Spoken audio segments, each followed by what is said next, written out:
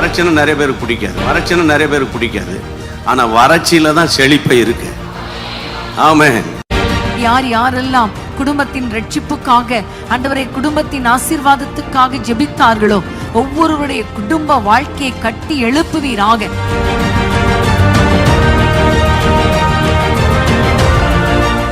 வீட்டுக்குள்ளே சமாதானத்தின் கதவுகள் திறக்கப்படுவதாக, ஒப்புரவாக்குதல் உண்டாவதாக, தேவனை நித்தமும் ஆராதிக்கிற வீடுகளாய் மாறுவதாக.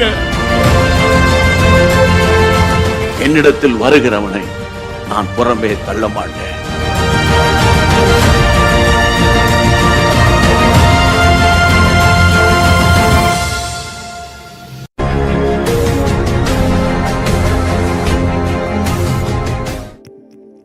ஹல்லேலூயா. நம்ம எல்லாரும் சேர்ந்து சில பாடல்களை பாடி தேவனை மகிமைப்படுத்துவோம்.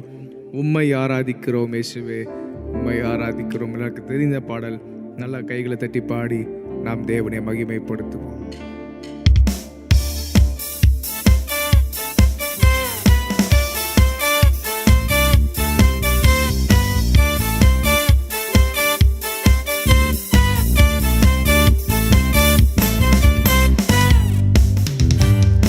உம்மை ஆராதிக்கின்றோம் இயேசுவே, உம்மை ஆராதிக்கின்றோம், உம்மை ஆராதிக்கின்றோம் இயேசுவே, உம்மை ஆராதிக்கின்றோம். நல்லவர் சர்வ வல்லவர், உம்மை போல் வேறு தெய்வமில்லை.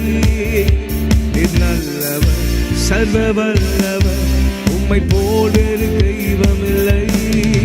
ஹல்லேலூயா, ஹல்லேலூயா, ஹல்லேலூயா, ஹல்லேலூயா, ஹல்லேலூயா, ஹல்லேலூயா, ஹல்லேலூயா, ஹல்லேலூயா. உம்மை ஆராதிக்கின்றோம் இயேசுவே, உம்மை ஆராதிக்கின்றோம், உம்மை ஆராதிக்கின்றோம் இயேசுவே, உம்மை ஆராதிக்கின்றோம். நல்லவர் சர்வ வல்லவர், உம்மை போல் வேறு தெய்வமில்லை. நல்லவர் சர்வ வல்லவர், உம்மை போல் வேறு தெய்வமில்லை. ஹல்லேலூயா, ஹல்லேலூயா, ஹல்லேலூயா, ஹல்லேலூயா, ஹல்லேலூயா, ஹல்லேலூயா, ஹல்லேலூயா, ஹல்லேலூயா. ஆவியான என்னையும் உங்க பிள்ளையாய் மாற்றினீர். ஆவியான என்னையும் உங்க பிள்ளையாய் மாற்றினீர். நல்லவர் சர்வ வல்லவர், உம்மை போல் வேறு தெய்வமில்லை. நல்லவர் சர்வ வல்லவர், உம்மை போல் வேறு தெய்வமில்லை. ஹல்லேலூயா, ஹல்லேலூயா, ஹல்லேலூயா, ஹல்லேலூயா, ஹல்லேலூயா, ஹல்லேலூயா, ஹல்லேலூயா, ஹல்லேலூயா. என்னை அழைத்தவரே, நீர் உம்மை உள்ளவரே. என்னை அழைத்தவரே, நீர் உம்மை உள்ளவரே. நல்லவர் சர்வ வல்லவர், உம்மை போல் வேறு தெய்வமில்லை. நல்லவர் சர்வ வல்லவர், உம்மை போல் வேறு தெய்வமில்லை. ஹல்லேலூயா, ஹல்லேலூயா, ஹல்லேலூயா, ஹல்லேலூயா, ஹல்லேலூயா, ஹல்லேலூயா, ஹல்லேலூயா, ஹல்லேலூயா.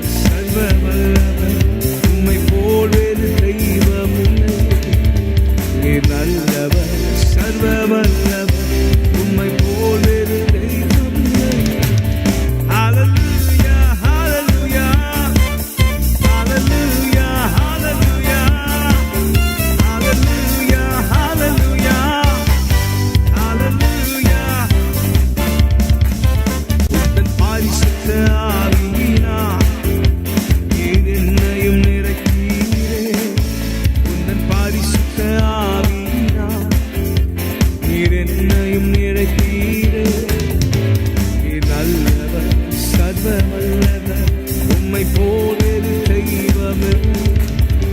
நீர் நல்லவர், சர்வ வல்லவர், உம்மை போல் வேறு தெய்வமில்லை.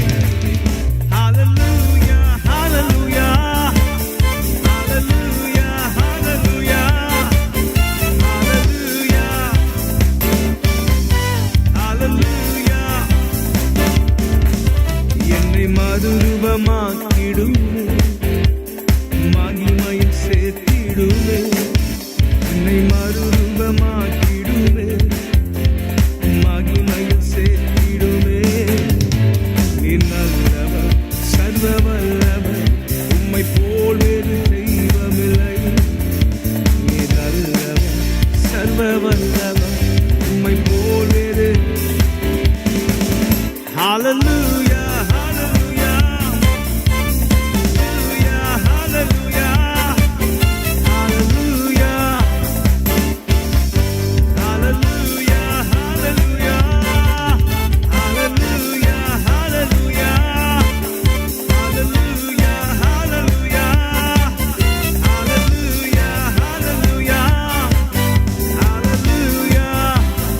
உம்மை ஆராதிக்கிறோம், உம்மை ஆராதிக்கிறோம் இயேசுவே, உம்மை ஆராதிக்கிறோம், உம்மை ஆராதிக்கிறோம் இயேசுவே, உம்மை ஆராதிக்கிறோம்.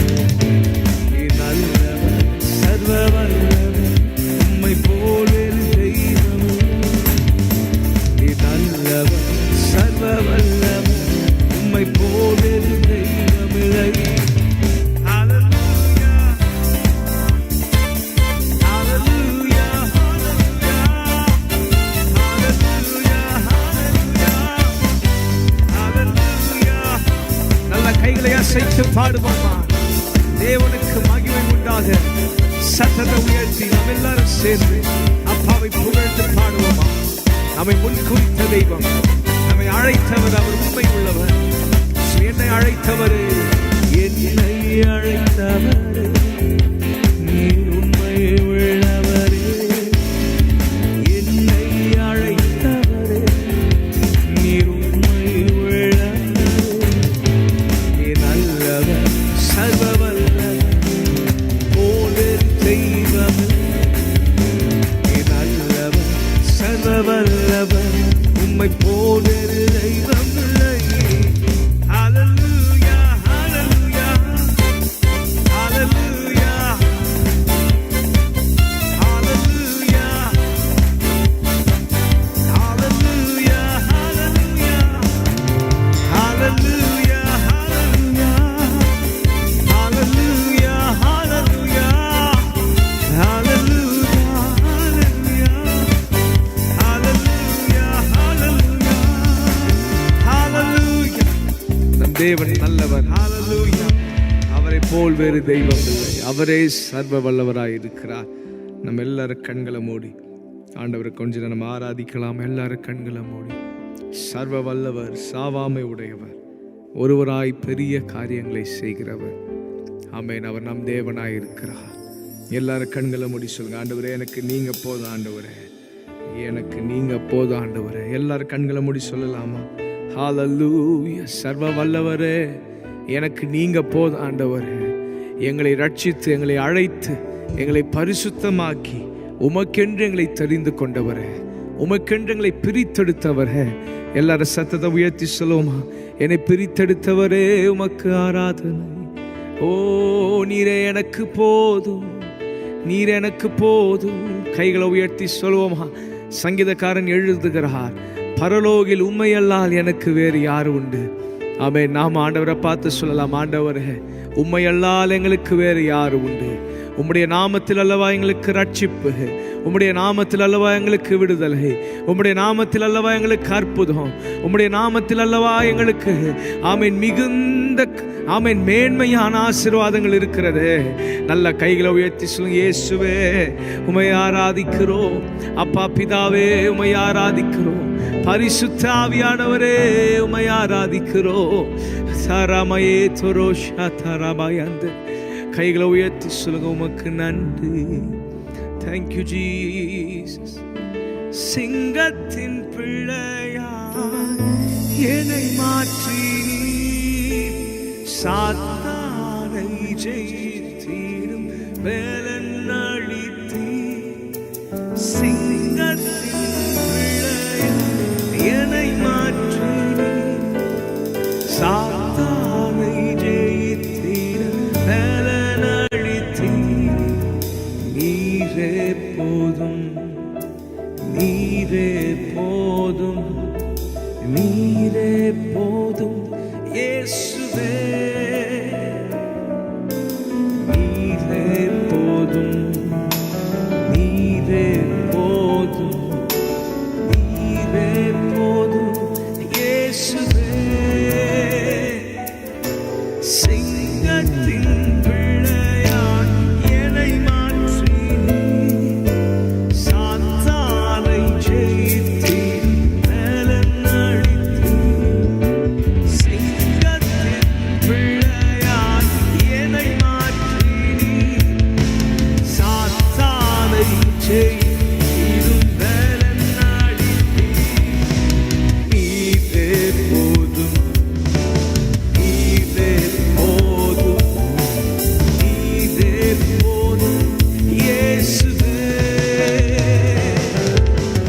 நீரே போதும் நீரே போதும் நீரே போதும் இயேசுவே நீரே போதும் நீரே போதும் நீரே போதும் நீரே போதும் எல்லாரும் சேர்ந்து அறிக்கை செய்யலாமா?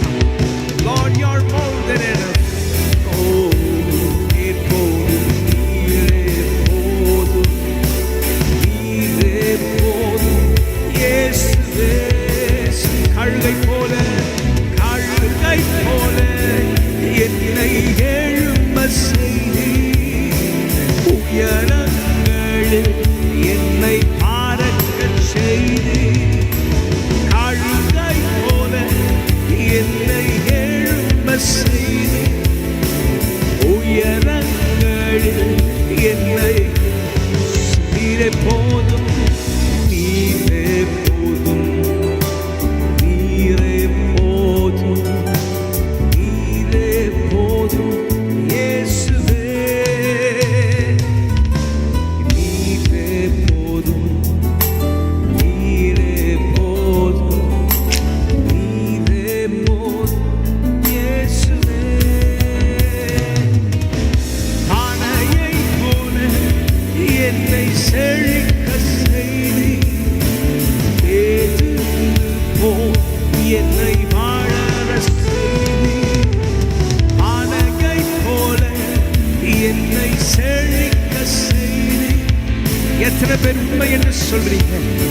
அவர் நம்மை செழிக்க செய்தாரே வளரச் செய்தாரே ஆணையை போல என்னை செழிக்க செய்தி ஏது போல் என்னை வளர மீண்டும் ஒரு முறை சொல்லுவோம் ஆணையை போல என்னை செழிக்க செய்தி ஏது போல் ரெண்டு கைகளை உயர்த்தி நீரே போதும் நீரே போதும் நீரே போதும் எங்களோடு சேர்ந்து நீங்க சொல்லுவீங்களா?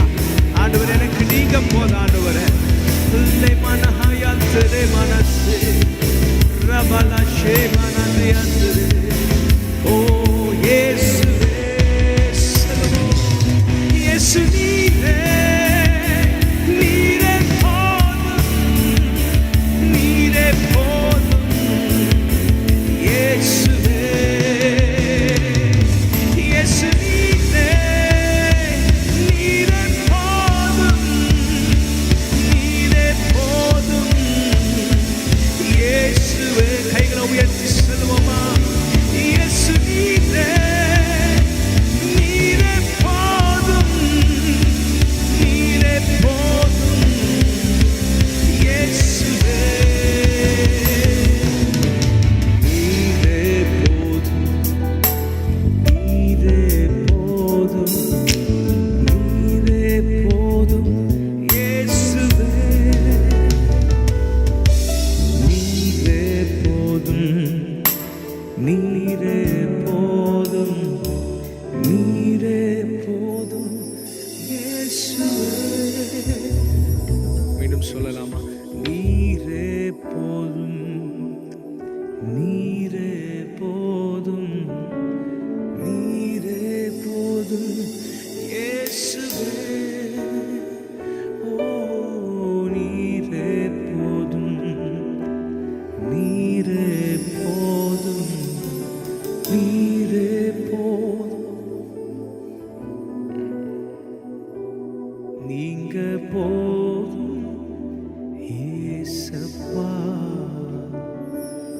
உங்க சமூகம் எனக்கு நீங்க போகும் ஏசப்பா. உங்க சமூகம் எனக்கு எத்தனை இன்பமே உந்தன் சமூகமே. எத்தனை இன்பமே உந்தன் சமூகமே. உள்ளமும் உடலுமே உமக்காய் ஏங்குமே. உள்ளம் உடலுமே உமக்காய் ஏங்குமே. நீங்க ஏசப்பா. உங்க சமூகம் எனக்கு சொல்லுவோமா? நீங்க ஏசப்பா. உங்க சமூகம் எனக்கு புது பலன் தருகிறீ, புது பலன் தருகிறீ, புது என்னை பொழிகிறீ. ஓ புது என்னை மாயாத்திரே மசே புது பலன் தருகிறீ. கனி தரும் மரங்களா செழித்தோங்க செய்கிறீ. கனி தரும் மரங்களா செழித்தோங்க செய்கிறீ. நீங்க போகும் ஏசப்பா. உங்க சமூகம் எனப்பா. நீங்க போகும் உங்க சமூகம் நீங்க போதும். நீங்க போதும். கைகளை உயர்த்தி சொல்லுவோமா? எனக்கு நீங்க போதும் ஆண்டவரே. உண்மையெல்லாம் வேறு ஆசை இல்லை. உண்மையெல்லாம் வேறு உதவியர்களுக்கு இல்லை. நலயத்தரே மனசே பிரேமயத்தரோ. நீங்க போதும் ஏசப்பா. உங்க சமூகம் எனப்பா. ஓ நீங்க போதும், நீங்க போதும் பிரேமயத்தரோ. ஆண்டவரே நீரே எனக்கு ஒத்தாசை வரும் பர்வதம், நீரே என் கண்மலையாயிருக்கு. தேவனின் அடைக்கலம் பல ஆபத்து காலத்தில் அனுகூலமான துணையாயிருக்கு. மலையந்தரோ ரேபனசே ரேச்சயந்தரோ ஷதலமயம் எம்மிமயந்தே சேதலமத. கைகளை உயர்த்தி அப்பாவும் சந்நிதியில் எப்போ நான் வந்து நிற்பேன். அப்பா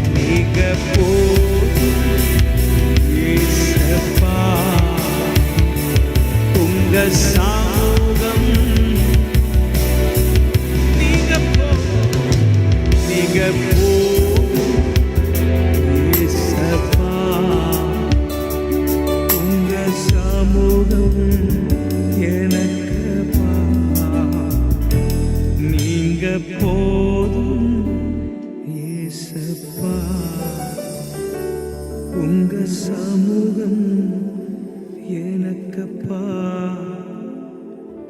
என் மீது அன்பு கூர்ந்து பலியாகி சிலுவையிலே எனக்காக ரத்தம் சிந்தி கழுவினி குற்றம்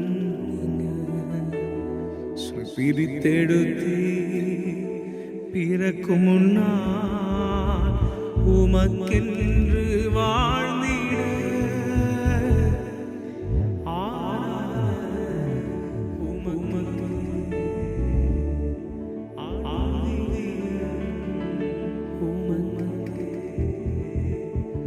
ஆண்டவர் நம்மை பிரித்தெடுத்தார். அதை எண்ணி பார்த்து நன்றி சொல்லணும். ஹல்லேலூயா. நம் தாயின் கருவில் உருவேற்படும் முன்னதாகவே நம்மை பெயர் சொல்லி அழைத்த ஆண்டவர் நம்முடைய வாழ்க்கையில் என்னெல்லாம் நடக்கணும், நம்ம எப்படிலாம் இருக்கணும் எல்லாவற்றையும் முன்னமே தீர்மானித்து வைத்திருக்கிறவர். ஆதி முதல் அந்தம் வரை அனைத்தையும் அறிந்திருக்கிறவர். கைகளை உயர்த்தி சொல்லுங்க, ஆண்டவரே நீ சர்வ வல்லவர். சொல்லுங்க, ராதாயாந்தரோ ரிமாயாந்தலே நம் மீது அன்பு கூர்ந்து நம்மை ராஜாக்களாகவும் ஆசாரியர்களாகவும் மாற்றின ஆண்டவருக்கு மகிமை உண்டாகட்டும். ஹல்லை மகாயாந்தரோகோ. நல்ல கைகளை உயர்த்தி அப்பாவுக்கு நன்றி சொல்லுங்க. சொல்லுங்க, ராஜாவாகவும் ஆசாரியனாகவும் மாற்றிருக்கிறீரே. சிலுவையில் ரத்தம் சிந்தி நம்மை ராஜாக்களாய் ஆசாரியர்களாய் மாற்றிருக்கிறார். எங்கோ எப்படியோ வாழ்ந்திருந்த நம்மை, ஆமீன், அலங்கோலமான வாழ்க்கையை வாழ்ந்து கொண்டிருந்த நம்மை, ஆமீன், அன்பு கூர்ந்து நம்மை அதிகமாய் நம்மில் அன்பு கூர்ந்து தன்னையே தந்து நம்மை ராஜாக்களாக ஆசாரியர்களாக தந்திருக்கிற ஆண்டவருக்கு நல்ல கைகளை தட்டி நன்றி சொல்லுவோம். ரேமாயாந்தனோ என் மீது அன்பு கூர்ந்து பலியானி சிலுவையிலே எனக்காய் ரத்தம் சிந்தி கழுவி நீர் குற்றம் நீங்க என் மீது அன்பு கூர்ந்து பலியானி சிலுவையிலே எனக்காய் ரத்தம் சிந்தி கழுவினீர் குற்றம் நீங்க பிரித்தெடுத்தி பிறக்கும் முன்னா உமக்கென்று வாழ்ந்தீர். கண்களை மூடி பாடுங்க. அப்பா ஆராதனை பிரித்தெடுத்தாரு. ஓ உமக்காக வாழ்ந்தீர். ஆராதனை உமக்கு, அனுதினமும் உமக்கு, ஆராதனை உமக்கு, அனுதினமும் உமக்கு. என் மீது அன்பு கூர்ந்து பலியானி சிலுவையிலே எனக்காய் ரத்தம் சிந்தி கழுவி குற்றம் நீங்க என் மீது அன்பு கூர்ந்து பலியானி சிலுவையிலே எனக்காய் ரத்தம் சிந்தி கழுவி குற்றம் நீங்க. பிதாவான என் தேவனே, தகப்பனே, என் தந்தையே, பிதாவான என் தேவனே, தகப்பனே, என் தந்தையே, மாட்சிமையும் மகத்துவமும் உமக்குத்தானே என்றென்றைக்கும். மாட்சிமையும் மகத்துவமும் உமக்குத்தானே என்றென்றைக்கும். வல்லமையும் மகிமையும் தகப்பனே, தகப்பனே, உமக்குத்தானே. வல்லமையும்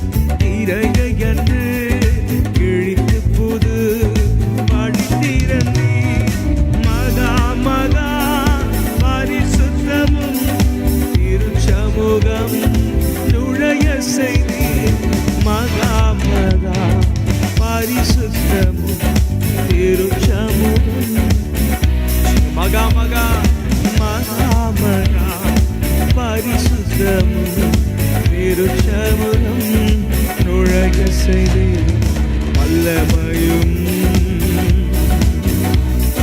மகிமையும் தகப்பனே உமக்குத்தானே. வல்லமையும் வல்லமையும் மகிமையும் தகப்பனே உமக்குத்தானே.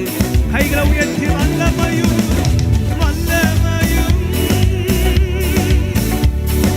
மகிமையும் தகப்பனே தகப்பனே.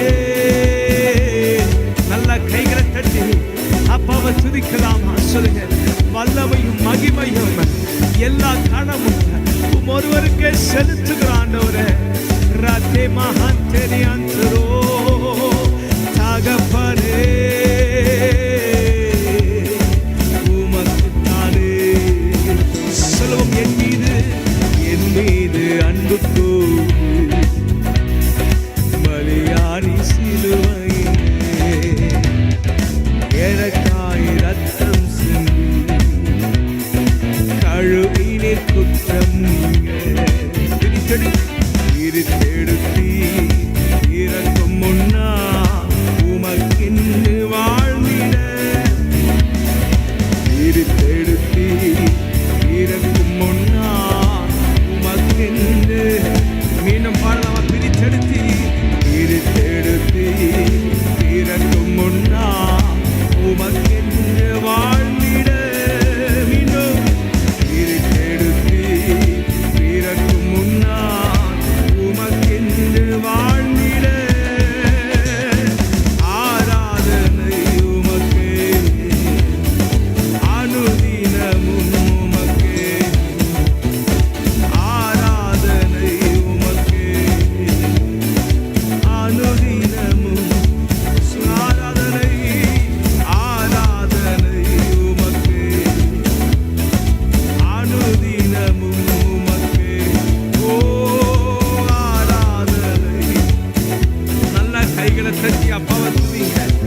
மேதாரா காயந்தரோ ஆராதனை ரெபாலா தே மனசே நீ மகந்துனு துயந்தரே ஆராதனை உமக்கே அனுதினமும் வல்லமையும் வல்லமையும் மகிமையும் தகப்பனே உமக்குத்தானே. வல்லமையும் மகிமையும் தகப்பனே உமக்குத்தானே. என் மீது அன்பு கூர்ந்து பலியான சிலுவையிலே எனக்காய் ரத்தம் சிந்தி கழுவி குற்றம் நீங்க. என் மீது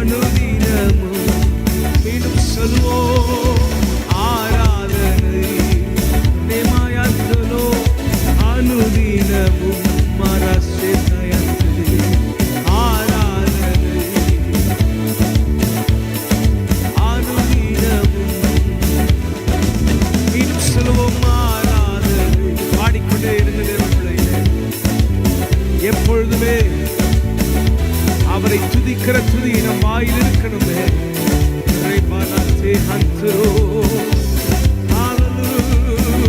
ஆராதனை ஆராதனை உமக்கு, அனுதினமும் உமக்கு ஆராதனை. நன்றி நன்றி நன்றி அப்பா. நல்ல கைகளை தட்டி ஓ பிதாவோடு நம்மை இணைத்த தேவனுக்கு நன்றி சொல்லுங்க. நம்முடைய ஆண்டவராகிய இயேசு கிறிஸ்துவின் மூலமாக நமக்கு ஜெயம் கொடுக்கிற தேவனுக்கு நன்றி சொல்லுவோம். மரித்து மூன்றாம் நாளில் உயிர்த்தெழுந்து நித்திய ஜீவனை ஆமை நமக்கு தந்த ஆண்டவருக்கு நன்றி சொல்லுவோம். நம் பாவங்களை நீக்கி நம்மை சுத்திகரித்து நம்மை பிரித்தெடுத்து அவை நமக்கான தரிசனங்களை ஏற்ற நேரத்தில் நமக்கு வெளிப்படுத்தி நம்மை பயன்படுத்துகிற ஆண்டவருக்கு நன்றி சொல்லுங்க. நல்ல சத்தத்தை உயர்த்தி மகாத்தா காபா ஏத்தரே மாயந்தே லெமானா ஷத்தலா மாயந்தரே. மாம்சமான திரையை கிழித்து நம் வாழ்வில் புது வழியை திறந்த ஆண்டவருக்கு நன்றி சொல்லுங்க. பரிசுத்த ஸ்தலத்தில் ஆமென் முன்னேற ஆமென் நுழையத்தக்கதான ஆமென் திறவுகோலை ஆமென் நமக்கு தந்தாரே. ஆமென் நன்றி சொல்லுங்க. ரத்தேனே மஹந்தோ ஆராதனை ரிமயந்தலே சந்தனயந்தே. பிரித்தெடுத்து இறக்கும் முன்னால் உமக்கென்று வாழ்ந்திட, பிரித்தெடுத்து இறக்கும் முன்னால் உமக்கென்று சொல்லுங்க. பிரித்தெடுத்து பிரித்தெடுத்து இறக்கும் முன்னால் ஓ பிரித்தெடுத்து இறக்கும் முன்னால் உமக்கென்று வாழ்ந்திட. கைகளை அசைத்து ஆராதனை உமக்கு, அனுதினமும் அனுதினமும் உமக்கு ஆராதனை அனுதினமும். மீண்டும் செல்வோம். ஆராதனை நன்றி நன்றி அனுதினம் நேற்றே மகந்தரோ ஆராதனை லமாயந்தரே. ஆராதனை ஆராதனை ஆராதனை ஆராதனை ஆராதனை இசையா ஆராதனை ஆராதனை ஆராதனை ஆராதனை ஆராதனை ஷபபயந்தனே ஆராதனை ஓ ஆராதனை ஆராதனை இசையா. எபினேசரே எபினேசரே எபினேசரே இதுவரையில் உதவி எபினேசரே எபினேசரே இதுவரையில் உதவி நீரே, இதுவரையில் உதவி நீரே, இதுவரையில் உதவி நீரே.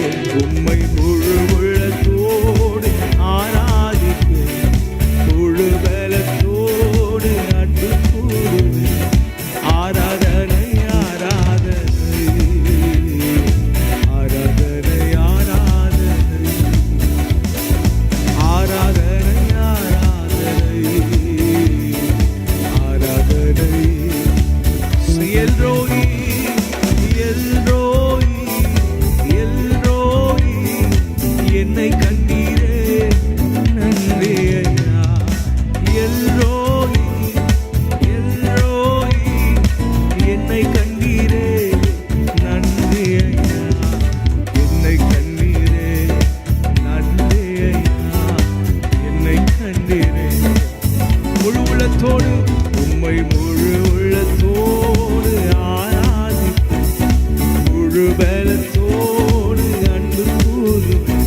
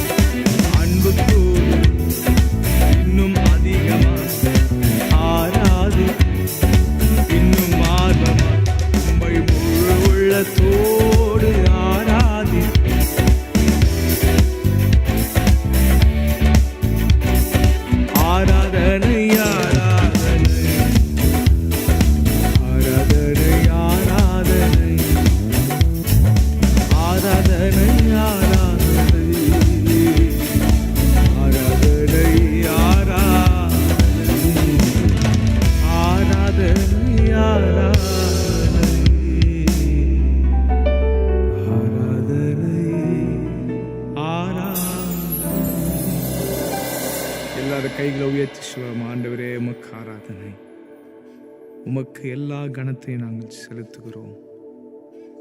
கடைசியாக கைகளை உயர்த்தி உம்மை முழு உள்ளத்தோடு ஆராதிப்பே, முழு பலத்தோடு அன்பு கூறுவே. ஆராதனை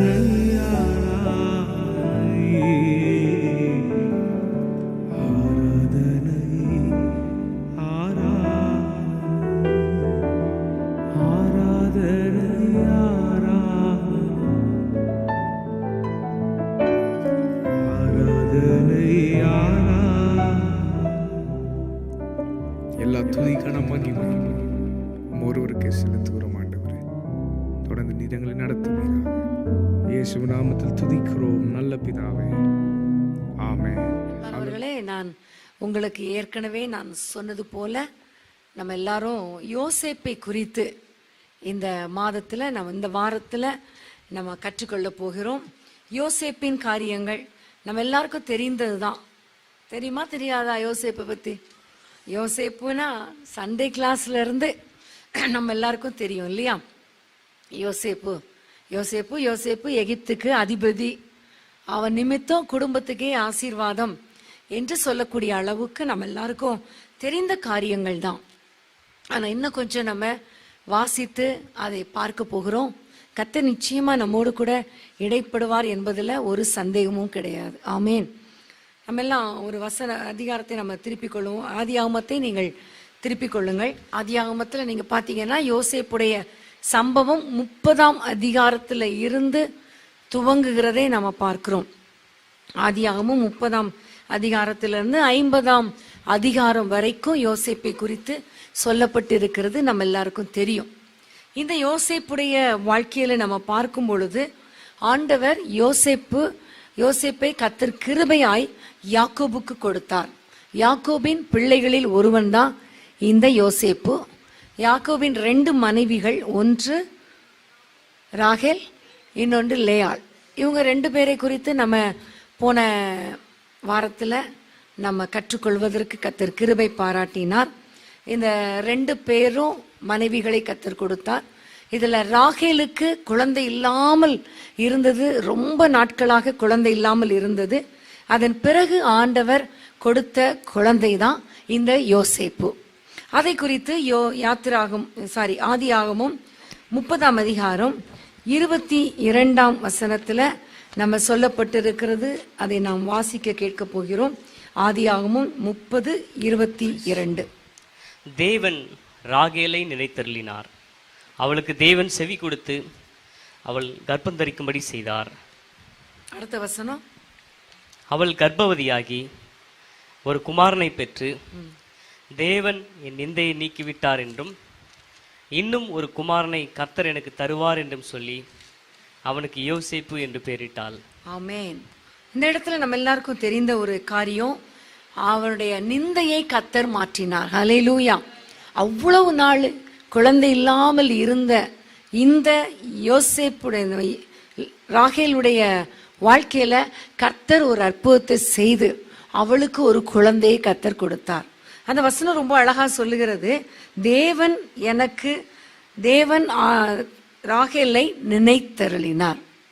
தேவன் ராகேலை நினைத்தருளினார். அது எவ்வளவு பெரிய சந்தோஷமான ஒரு வார்த்தை இல்லையா? அநேக நேரங்கள்ல ஆண்டவர் சிலரை நினைத்தாலே ஆசீர்வாதம் தான். உதாரணமா ஏதாவது சொல்ல முடியுமா நீங்க? உதாரணமா ஆதியாகமத்திலேயே சொல்லப்பட்டிருக்கும், நோவாவை கர்த்தர் நினைத்தருளினார். நோவாவையும் குடும்பத்தையும் கர்த்தர் நினைத்தருளினார். அன்னாளை நினைத்தருளினார். இப்படி நிறைய குடும்பங்களை கர்த்தர் நினைத்தருளினாலே ஆசீர்வாதம் தான். அதான் சங்கீதத்திலே சொல்லப்பட்டிருக்கும், 115ஆம் சங்கீதம் நினைக்கிறேன், கர்த்தர் நம்மை நினைத்திருக்கிறார், அவர் நம்மை ஆசீர்வதிப்பார். ஹல்லேலூயா. ராகேலுடைய வாழ்க்கையில நிறைய நாள் கஷ்டம், நிறைய நாள் போராட்டம், நிறைய நாள் நிந்தை. ஆனா ஆண்டவர் ஒரு நாள் அவளை நினைத்தார். கர்த்தர் அவளுக்கு ஒரு குழந்தை பாக்கியத்தை கொடுத்தார். ஆமேன். அவள் அழகாய் சொல்லுகிறாள், தேவன் என் நிந்தையை நீக்கிவிட்டார். ஆமேன். இது எதை குறிக்கிறது? நன்றி செலுத்துகிற ஒரு வாழ்க்கை. ஒரு குழந்தை கிடைச்ச உடனே என்னுடைய ஜெபத்தினாலே எனக்கு ஒரு பிள்ளை கிடைத்ததுன்னு சொல்லலை, என்னுடைய பராக்கிரமத்தினாலே கிடைத்தது சொல்லலை, நான் ரொம்ப போராடி கேட்டதுனால குழந்தை கிடைத்ததுன்னு சொல்லலை. தேவன் என் நிந்தையை மாற்றி விட்டார். ஹல்லேலூயா. கர்த்தருக்கு நன்றி செலுத்தி கர்த்தரை மகிமைப்படுத்தினதை நம்ம பார்க்கிறோம். கர்த்தருக்கு மகிமை செலுத்துகிற ஒரு வாழ்க்கை. அப்ப யோசேப்புடைய பெயருக்கு அர்த்தம் என்ன? கர்த்தரை துதிப்பேன், அல்லது கர்த்தர் என் நிந்தையை மாற்றிவிட்டார் என்று கர்த்தரை மகிமைப்படுத்துகிற ஒரு அனுபவம். அது மாத்திரமல்ல, இன்னும் ஒரு குமாரனை தருவார். அவருடைய நம்பிக்கை துதிக்கிறது மாத்திரமல்ல, அவளுக்குள்ளே ஒரு நம்பிக்கை வருகிறது, ஒரு ஹோப். எனக்கு இன்னொரு குழந்தையை தேவன் தருவார். ஆமேன். அப்போ நம்பிக்கைக்கு உரிய ஒரு குழந்தையாக இந்த யோசேப்பை கர்த்தர் உருவாக்கினார். ஆமேன். அப்போ அவனுடைய பேருக்கு அர்த்தம் தேவன் நிந்தையை மாற்றினார், இன்னும் ஒரு குமாரனை தருவார். தொடர்ந்து பார்த்தீங்கன்னா இந்த யாக்கோபுடைய முதிர் வயதுல இந்த யோசேப்பு பிறந்ததினால யோசேப்புக்கு ரொம்ப செல்லம். எல்லா பிள்ளைங்களை விட இவன் பேர்ல ரொம்ப ஆசை வச்சிருந்தார். பென்யமீன் கூட பிறந்தான், ஆனா பென்யமீனை விட இந்த யோசேப்பை யாக்கோபு ரொம்ப நேசிச்சார். நேசித்து அவனுக்கு பல வருடமான ஒரு அங்கியை கொடுத்தது நம்ம எல்லாருக்கும் தெரியும். எத்தனை 12 பிள்ளைகள் இருந்தாலும் அந்த 12ல ஒரே ஒரு பிள்ளைக்கு மட்டும்தான் பல வருடமான அங்கியை கொடுத்தார். ஒரு பெண் குழந்தை இருந்தது. 12 பிள்ளைகளுக்கு ஒரு பெண் குழந்தைனா ரொம்ப செல்லமா இருக்கும் இல்லையா? அப்படிப்பட்ட செல்லமா பிறந்த இந்த மகளுக்கு கூட அந்த கொடுக்கல. இந்த யோசேப்பை நினைத்தருளினி நினைவு கூர்ந்து அன்பு கூர்ந்து ஒரு பல வருடமான அங்கியை கொடுத்ததை ரொம்ப அதிகமாய் அன்பு பாராட்டினதை நம்ம பார்க்கிறோம். காரணம், இந்த யோசேப்பை குறித்து கர்த்தர் ஒரு பெரிய திட்டம் வைத்திருந்தார். இந்த யோசேப்புடைய வாழ்க்கையில கர்த்தர் மகிமையான காரியங்களை செய்ய நினைவு கூர்ந்தபடியினாலதான் இந்த தகப்பனுக்கும் அந்த ஒரு அன்பு இருந்ததை நம்ம பார்க்கிறோம். ஆனா ரொம்ப பரிதாபமான காரியம், சகோதரர்கள் எல்லாரும் சேர்ந்து அவன் என்ன செஞ்சிட்டாங்க? எகிப்துக்கு விற்று போட்டு விட்டார்கள். அது ரொம்ப வேதனைக்குரிய காரியம் இல்லையா? அவ்வளோ கஷ்டமான ஒரு எத்தனை வயதுன்னு பார்த்தீங்கன்னா, எகிப்துக்கு கொண்டு போகப்பட்ட பொழுது யோசேப்பின் வயது என்ன யாருக்கா தெரியுமா? 17 வயது. 17 வயது வாலிபன் இல்லையா? அப்ப எவ்வளோ கஷ்டமான ஒரு வேதனையான ஒரு சூழ்நிலை. அந்த 17 வயசுல அவனை அவனுடைய சகோதரர்கள் பகைத்து எகிப்துக்கு விற்று போட்டார்கள். பார்வோனுக்கு முன்பாக நிற்கும் பொழுது யோசேப்பின் வயது என்ன?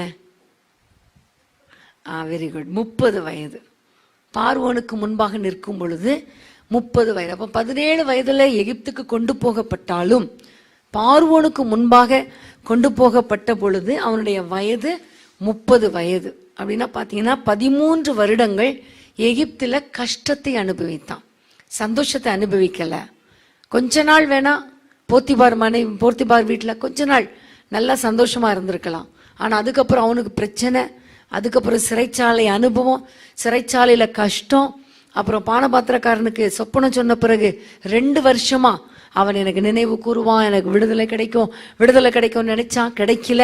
அப்ப ஆக மொத்தம் கூட்டி பார்த்தா 13 வருடங்கள் எகிப்துல கஷ்டப்பட்டான், நிந்திக்கப்பட்டான், அடிமைப்படுத்தப்பட்டான், சிறைச்சாலையில போடப்பட்டான். செய்யாத தவறுக்கு அவன் தண்டனை அனுபவித்தான் என்றெல்லாம் நம்ம எல்லாருக்கும் தெரியும்.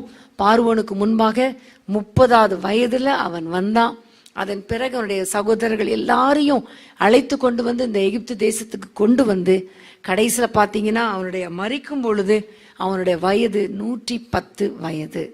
இப்போ 30 வயதுல இருந்து 110 வயது வரைக்கும் பாத்தீங்கன்னா அவன் கிட்டத்தட்ட 80 வருஷங்கள் எகிப்துல பார்வோனுக்கு முன்பாக உயர்வான ஒரு வாழ்க்கையை வாழ்ந்தது நம்ம எல்லாருக்கும் தெரியும். இது உங்களுக்கு ஜெனரலா நான் இன்ட்ரோடக்ஷனா நான் சொல்ல விரும்புகிறேன். இவனுடைய மனைவி ஆஸ்நாத். பார்வோனே இவளுக்கு எகிப்து தேசத்தின் ஆசாரியனாகிய ஓன் பட்டணத்து ஆசாரியனுடைய மகளாகிய ஆஸ்நாத்தை திருமணம் செய்து கொடுத்தான்.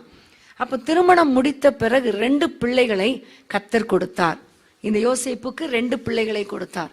அப்போ 2 பிள்ளைகளை கொடுக்கும் பொழுது மூத்தவனுக்கு மனாசே என்றும் இளையவனுக்கு எப்ராயிம் என்றும் பெயரிட்டான்.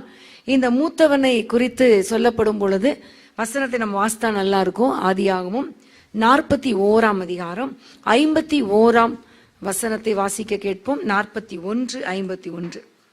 யோசேப்பு என் வருத்தம் யாவையும் என் தகப்பனுடைய குடும்பம் அனைத்தையும் நான் மறக்கும்படி தேவன் பண்ணினார் என்று சொல்லி மூத்தவனுக்கு மனாசே என்று பெயரிட்டான். மனாசே என்ற பெயருக்கு அர்த்தம் தேவன் என் தகப்பன் குடும்பம் நான் பட்ட வருத்தம் எல்லாவற்றையும் மறக்கும்படி செய்தார். ஆமேன்.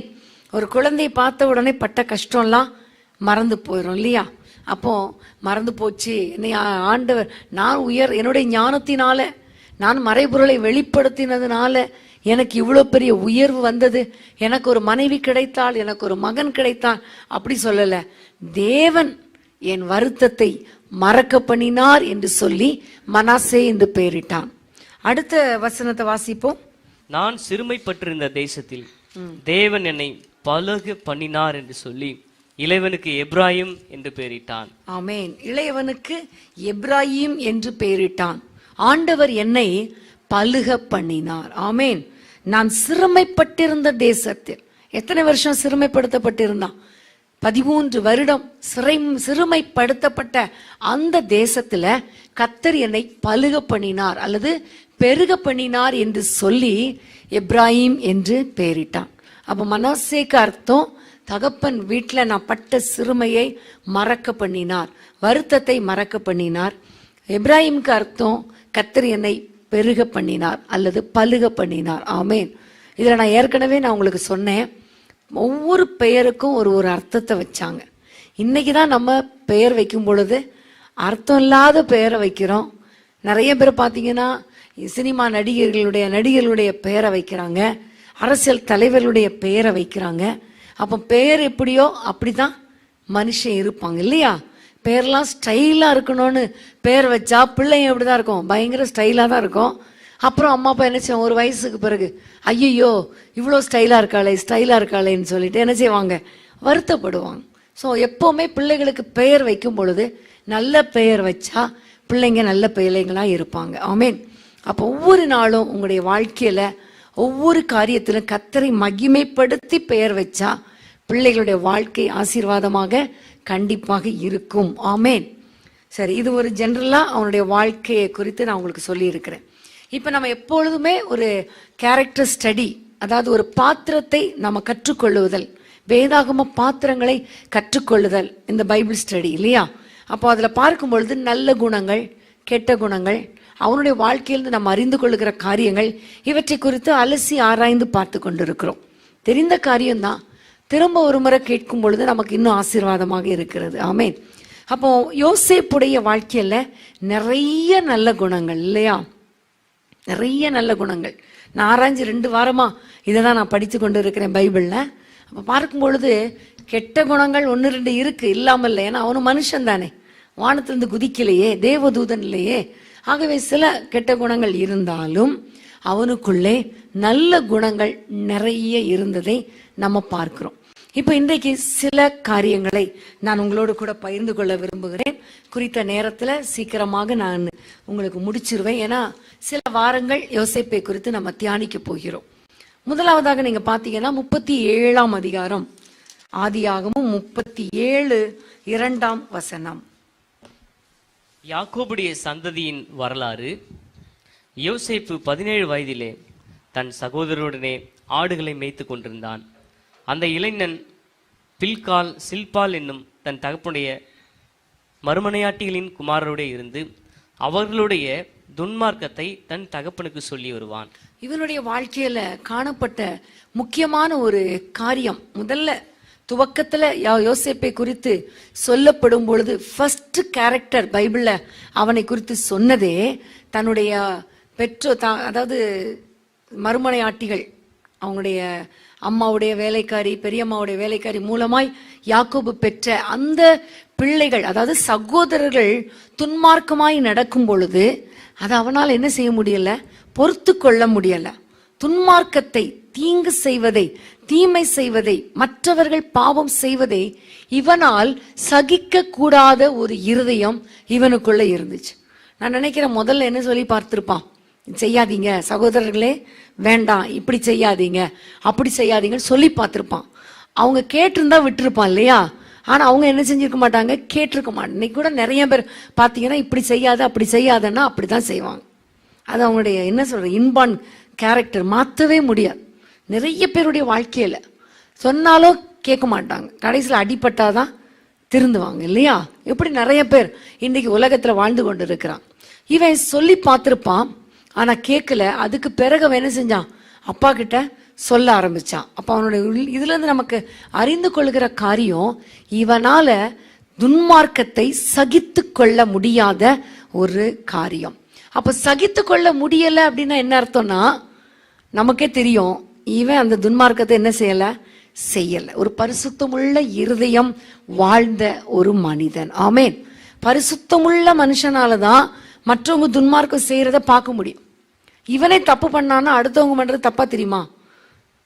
தப்பே தெரியாது இல்லையா? சேற்றுல கிடக்கிற பன்னிக்கு சேற்றுடைய ஸ்மெல் தெரியுமா? தெரியாது, அது வாசமா தெரியும். காரணம் பழகி போச்சு. அதே மாதிரி தப்பு செய்யறவங்களுக்கு மற்றவங்க செய்யற தப்பு பெருசா தெரியாது. தப்பே செய்யாதவங்களுக்கு, பரிசுத்தமா இருக்கணும்னு தீர்மானம் பண்றவங்களுக்கு தான் மற்றவங்க செய்யற தப்பு பெருசா தெரியும். ஸோ இவனுடைய வாழ்க்கையில பார்க்கும் பொழுது இவனுக்குள்ளே ஒரு பரிசுத்தமுள்ள ஒரு இருதயம், பரிசுத்தமுள்ள ஒரு இருதயம், மற்றவர்கள் செய்கிற துன்மார்க்கத்தை கூட சகித்து கொள்ள முடியாத ஒரு பரிசுத்தமுள்ள இருதயம் இருந்ததை நம்ம பார்க்கிறோம். அது ரொம்ப விலையேறப்பெற்ற ஒரு இருதயம் யோசேப்புக்குள்ளே. அப்போ வாலிபர்கள் இன்னைக்கு வந்திருக்கிறீங்க, பெரியவங்க வந்திருக்கிறீங்க, உங்க வாழ்க்கையில பரிசுத்தத்தை குறித்த ஒரு கான்சியஸ் நமக்கு எப்பொழுதும் இருக்கணும். நம்முடைய இருதயத்துல நம்ம பரிசுத்தமா வாழணும். மற்றவங்க நம்ம பார்த்து தப்புன்னு சொல்ல முடியாத அளவுக்கு ஒரு நல்ல ஒரு தெளிந்த சிந்தை, பரிசுத்த சிந்தை. நிறைய பேருடைய கண்களின் இச்சை பார்த்தாலே தெரியும், ஒரு மனுஷனை பார்த்தாலே தெரியும், அவன் பார்க்குற பார்வைகள், அவனுடைய சிந்தை எல்லாமே தெரியும். ஆனால் நினச்சிக்கிட்டு இருப்பாங்க நமக்கு தெரியாது, யாருக்கும் தெரியாது, நம்ம பரிசுத்தவான் வேடம் போடலாம். ஆனால் ஆண்டவருடைய பார்வையில் வேடம் போட முடியாது. நிறைய மனுஷங்களுடைய பார்வையில் கூட வேடம் போட முடியாது இல்லையா? இன்னைக்கு உங்களை சீர்தூக்கி பாருங்க. இன்னைக்கு உங்களுடைய வாழ்க்கையில் நீங்க என்னென்ன பார்வை, உங்களுடைய பார்வை, உங்களுடைய சிந்தை, உங்களுடைய பேச்சு, உங்களுடைய நடக்கை. சிலருடைய ஜெபமே பாவமா இருக்கு இல்லையா? சிலருடைய ஜெபமே பாவமா இருக்கு, பாவமா பேசுறாங்க. அப்படி நான் இருக்கணும், இவங்களை விரட்டணும், இவங்களை அடிக்கணும், இவங்களை உடைக்கணும், இதுவே சிலருடைய ஜெபமா இருக்குது. இன்னைக்கு ஆண்டவர் உங்களோடு கூட பேசி கொண்டு இருக்கிறார். தவறான ஜெபம், தவறான பார்வை, தவறான பேச்சு, தவறான இடத்துல நீங்க இருக்கிறது, இதெல்லாம் ஆண்டவர் விரும்பவில்லை. யோசேப்புக்குள்ளே ஒரு பரிசுத்தம் காணப்பட்டு, யோசேப்புக்குள்ளே மற்றவர்கள் செய்கிற தவறை கண்டிக்கிற அளவுக்கு அவனுக்குள்ளே ஒரு பரிசுத்த வாழ்க்கை காணப்பட்டது. அது மட்டும் இல்ல, தகப்பனிடத்துல சொல்லக்கூடிய அளவுக்கு அவனுக்குள்ளே ஒரு எண்ணம் இருந்தது. இப்போ தகப்பனிடத்துல போய் சொல்றான், இவங்க அப்படி பண்றாங்க இப்படி பண்றாங்கன்னு சொல்றான். அப்ப இன்றைக்கு நம்முடைய வாழ்க்கையில இதுல இருந்து நான் கற்றுக்கொண்ட ஒரு காரியம், யாராவது ஒருவர் தவறான பார்வை பார்த்தாலோ, தவறான எண்ணங்களோடு வந்திருந்தாலோ, தவறான காரியங்கள் நடந்தாலோ, ஒன்று கண்டிச்சு பார்க்கலாம், இல்லைன்னா என்ன செஞ்சிடணும், பரலோக தகப்பனிடத்துல நம்ம சொல்லணும். ஆமேன், ஆமேன். நீங்க சொல்லணும், ஆண்டவரே இந்த தவறான மனுஷனுடைய தவறான காரியங்களை திருத்துங்கப்பா, ஒன்று திருத்துங்க, அப்படி இல்லைன்னா என்ன செஞ்சிருங்க, ஏதாவது ஒன்று செய்யுங்க, அவ்வளோதான். ஆண்டவருடைய கரத்தில் நம்ம ஒப்பு கொடுக்கணும். நீங்கள் ஒப்பு கொடுக்கிறவர்களாய் மாற வேண்டும். ஆண்டவர் சொல்லியிருக்கிறார், எல்லா மனிதருடைய ரட்சிப்புக்காக விண்ணப்பம் பண்ண வேண்டும். இவன் தன் தகப்பனிடத்துல போய் சொன்னான். நம்ம பரலோக தகப்பன், பரம தகப்பனிடத்துல போய் இவன் இப்படி பாவம் செய்கிற ஆண்டவரே, இவன் இப்படிப்பட்ட எண்ணத்தோடு இங்கே வர்ற ஆண்டவரே என்பதை நம்ம பரம தகப்பனுக்கு நம்ம என்ன செய்யணும், சொல்லணும், தெரியப்படுத்தணும். ஆமேன். நம்முடைய குடும்பத்தில் கூட யாராவது தவறு பண்ணாங்கன்னா நம்ம 2 நாள் சொல்லி பார்க்கலாம், 3ஆவது நாள் என்ன செய்வாங்க, உங்க வேலையை பார்த்துட்டு போ சொல்லுவாங்களா இல்லையா? இன்னைக்கு அப்படிதான். தப்பு பண்றீங்க அப்படின்னு யாராவது கண்டிச்சா அவங்களுக்கு யாருக்குமே பிடிக்காது. ஸோ சொந்த பிள்ளைகளுக்கே பிடிக்காது, சொந்த குடும்பத்துக்கே பிடிக்காது, அப்புறம் எப்படி மற்றவங்களுக்கு பிடிக்கும்? ஸோ ஆண்டவரிடத்துல நீங்க தெரியப்படுத்துறவங்களா இருக்கணும். ஆண்டவரிடத்துல தெரியப்படுத்துறவங்களா நீங்க இருக்கணும்னா நீங்க எப்படி இருக்கணும், நம்ம எப்படி இருக்கணும், நம்ம தப்பு பண்ணிட்டு, அதான் ஆண்டவர் சொன்னார், உன் கண்ணில் இருக்கிற உத்திரத்தை பார்க்காம மற்றவங்க கண்ணில் இருக்கிற துரும்பை பார்க்கறது என்ன? மற்றவங்க பண்றது சின்ன தப்பு தான்டா, நீ பண்றது அவ்வளோ பெரிய தப்பு இருக்கே, அதை முதல்ல நீ என்ன செய், விட்டு விலகு. அந்த உத்திரத்தை முதல்ல வெளியே எடுத்து போடு, அப்புறமா நீ மற்றவங்களுடைய துரும்பை எடுக்கிறதுக்கு வகைப்பாரு. அப்போ நம்முடைய வாழ்க்கையில தேவன் விரும்புகிற ஒரு பரிசுத்தம் காணப்படணும். தேவன் விரும்புகிற பரிசுத்தத்தை பெற்றுக்கொண்டு பரிசுத்தம் இல்லாத வாழ்க்கை வாழ்றவங்களை நம்ம கண்டிக்கலாம். அதன் பிறகு அவங்க திருந்தலைன்னா ஆண்டவருக்கு நம்ம தெரியப்படுத்தணும். ஆமேன். யோசேப்புடைய வாழ்க்கையில நீங்க பாத்தீங்கன்னா பரிசுத்தத்துக்கு அடுத்த காரியங்கள்ல அவன் அவ்வளவு கரெக்டா இருந்தான். ஆமேன். அதே மாதிரி தான் நீங்க பாத்தீங்கன்னா போத்திபார் மனைவி தினம் அவளை என்ன செஞ்சிட்டு இருந்தா, கஷ்டப்படுத்தினா, வேதனைப்படுத்தினா, டார்ச்சர் பண்றான். அப்ப அப்படிப்பட்ட பரிசுத்தத்துக்கு விரோதமாய் குலைக்கும்படி பயங்கரமான திட்டம் தீட்டினதை நம்ம பார்க்கிறோம். ஆனா அவனுடைய வாழ்க்கையில அதெல்லாம் உதறி விட்டுட்டு பரிசுத்தத்துக்கு நேராக அவன் ஓடினான். ஆமேன். நீங்க நினைக்கலாம் நான் பண்ற தப்பு யாருக்குமே தெரியாது, ஆனா யோசேப்பு சொல்றான், தேவனுக்கு விரோதமாக நான் பாவம் செய்வது எப்படி? ஆமேன். ஹல்லேலூயா. பாருங்க, ஆண்டவர் ஒருவர் பார்க்கிறார், மனுஷன் பார்க்கிறானோ இல்லையோ கர்த்தர் பார்க்கிறார். அதை நம்ம முதல்ல புரிந்து கொள்ள வேண்டும். நம்முடைய வாழ்க்கையில மிக மிக முக்கியமான காரியம், நம்ம தவறு பண்ணும் பொழுது நம்ம பார்க்கிறோம், கர்த்தர் பார்க்கிறார், சாத்தான் பார்க்கிறான். 3 பேருடைய கண்கள் எப்பவுமே அதை பார்த்து கொண்டு இருக்கு. நம்ம தப்பு பண்ணும்போது நம்மளே பார்க்கிறோம், ரெண்டாவது யார் பாப்பா? சாத்தான். ஏன்னா அவன் தானே அந்த சந்தர்ப்பத்தை ஏற்படுத்தி கொடுக்கறது. தப்பு பண்ணு. இவனுக்கு தெரியும், சாத்தானுக்கு தெரியும் யோசேப்பை குறித்து கர்த்தர் பெரிய திட்டம் வைத்திருக்கிறார். இந்த பெரிய திட்டத்திலிருந்து அவனை கீழே விளக்கணும்னா என்ன செய்யணும்? அவனை பாவம் செய்ய வைக்கணும் என்பதற்காக திட்டம் தீட்டி செயல்படுத்துகிறான். ஆனா அதே நேரத்துல கர்த்தருடைய கண்கள் அவனை பார்த்ததை அவன் உணர்ந்தான். அவனுக்குள்ளே எப்பொழுதுமே ஒரு எண்ணம் இருந்துச்சு, கர்த்தர் என்னை பார்க்கிறார். நான் ஏற்கனவே உங்களுக்கு சொன்னா இல்லையா தெரியல, தெரிந்த ஒரு கதை தான். ஒரு ஸ்கூல் டீச்சர் என்ன செஞ்சாங்களாம், எல்லா பிள்ளைங்களுக்கும் ஆளுக்கு ஒரு லட்டு கொடுத்து, நீங்க போய் என்ன செய்யுங்க, இந்த லட்டை சாப்பிடணும், யாருமே பார்க்காத இடத்துல போய் என்ன செய்யணும், சாப்பிடணும்னு சொல்லி அனுப்பிட்டாங்களாம். எல்லா பிள்ளைங்களும் சாப்பிட்டுட்டு வந்துட்டாங்களாம். அப்போ எங்கே போய் சாப்பிட்டேன்? நான் பாத்ரூமில் போய் சாப்பிட்டேன். இன்னொரு பிள்ளைகிட்ட கேட்டால், நான் பெட்ரூமில் இதுக்கடியில் படுக்கைக்கடியில் போய் சாப்பிட்டேன். நான் கிளாஸ் ரூமில் அங்கே சாப்பிட்டேன்னு அடுத்த நாள் ரிப்போர்ட் கொடுத்துருக்காங்க.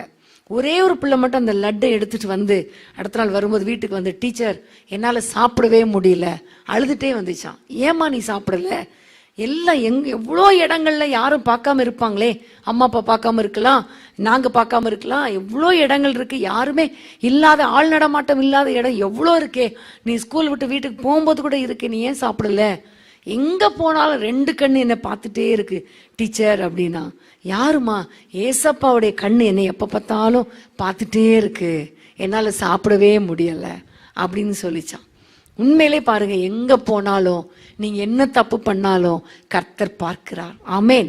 அதனாலதான் யோசேப்பு சொல்றான், தேவனுக்கு விரோதமாக நான் பாவம் செய்வது எப்படி? மனுஷரால கரைப்படாத ஒரு வாழ்க்கை, கற்புக்குரிய ஒரு வாழ்க்கை.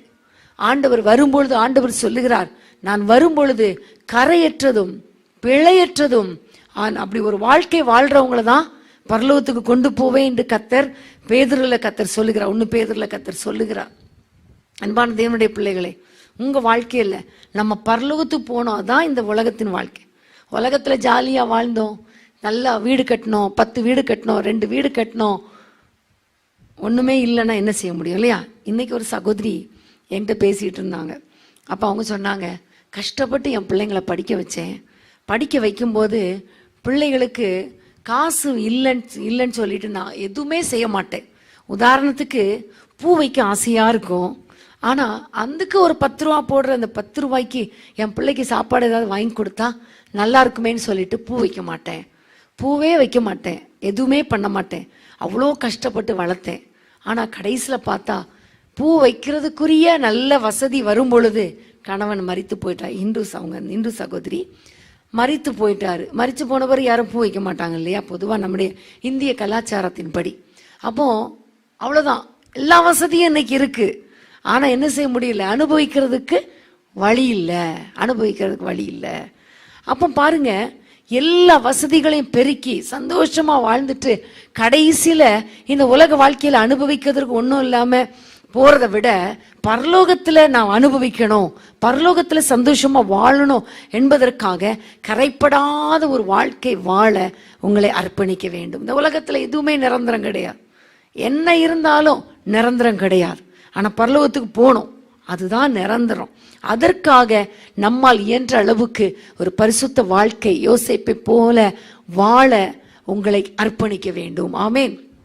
இந்த யோசேப்புடைய வாழ்க்கையில இன்னொரு காரியம் எனக்கு ரொம்ப பிடிச்சது என்னன்னா, அந்த பாவம் செய்கிற சூழ்நிலையை விட்டுட்டு அவன் என்ன செஞ்சான்? ஓடி போனான். அதுதான் ரொம்ப ஹைலைட்டு இல்லை? நம்ம என்ன சொல்றோம்? நான் இங்க தான் இருப்பேன், ஆனா பாவம் செய்ய மாட்டேன் சொல்லுவோம் இல்லையா? பாவம் செய்கிற சூழ்நிலை வரலாம், ஆனா எதுவும் என்ன செய்ய முடியாது, அசைக்க முடியாதுன்னு தைரியமா சொல்லிட்டு உட்கார்ந்துருப்போம். அப்படி உட்கார்ந்த நிறைய பேர் இன்னைக்கு கீழே விழுந்ததை நம்ம பார்க்கிறோம் இல்லையா? ஆனா இவன் என்ன செய்யறான்? பாவம் செய்கிற சூழ்நிலை யாருமே இல்லை, அம்மா அப்பா இல்லை, அண்ணன் தம்பி இல்லை, எஜமான் இல்லை, யாருமே இல்லை. ஆனா அந்த சூழ்நிலையில அவன் உட்கார்ல, வஸ்திரத்தை விட்டுட்டு வெளியே ஓடி போனான். ஆமேன். இன்னைக்கு உங்க வாழ்க்கையில பாவம் செய்கிற சூழ்நிலைகள் என்னன்னு உங்களுக்கே தெரியும். அந்த சூழ்நிலையை விட்டுட்டு ஓடி போனாதான் தப்பிப்போமே தவிர உள்ள மாட்டிக்கிட்டா அவ்வளவுதான். அப்படித்தானே? ஒரு முறை நம்ம எல்லாருக்கும் தெரியும், ஒரு குரங்குக்கு என்ன செஞ்சானா, ஒரு வேடன் கண்ணி வச்சிருக்கிறான், சின்ன பாட்டிலில் நிறைய வேர்க்கடலையை வச்சிட்டான். இந்த குரங்கு பார்த்துச்சு, வேர்க்கடலை எடுத்து சாப்பிடணும் ஆசை. அப்போ இன்னொரு பக்கம் பார்த்தா பயமாவும் இருக்கு, வேடன் வந்துருவானோ, யாராவது நம்மளை பிடிச்சிருவாங்களோ, பயம் இருக்குது. ஆனா இந்த ஆசை என்ன செய்யலை, விடலை.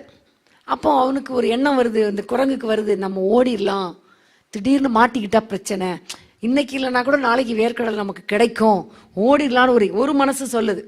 குரங்கு மனசுனாலே தாவி தாவி ஓடுறதான் இல்லையா?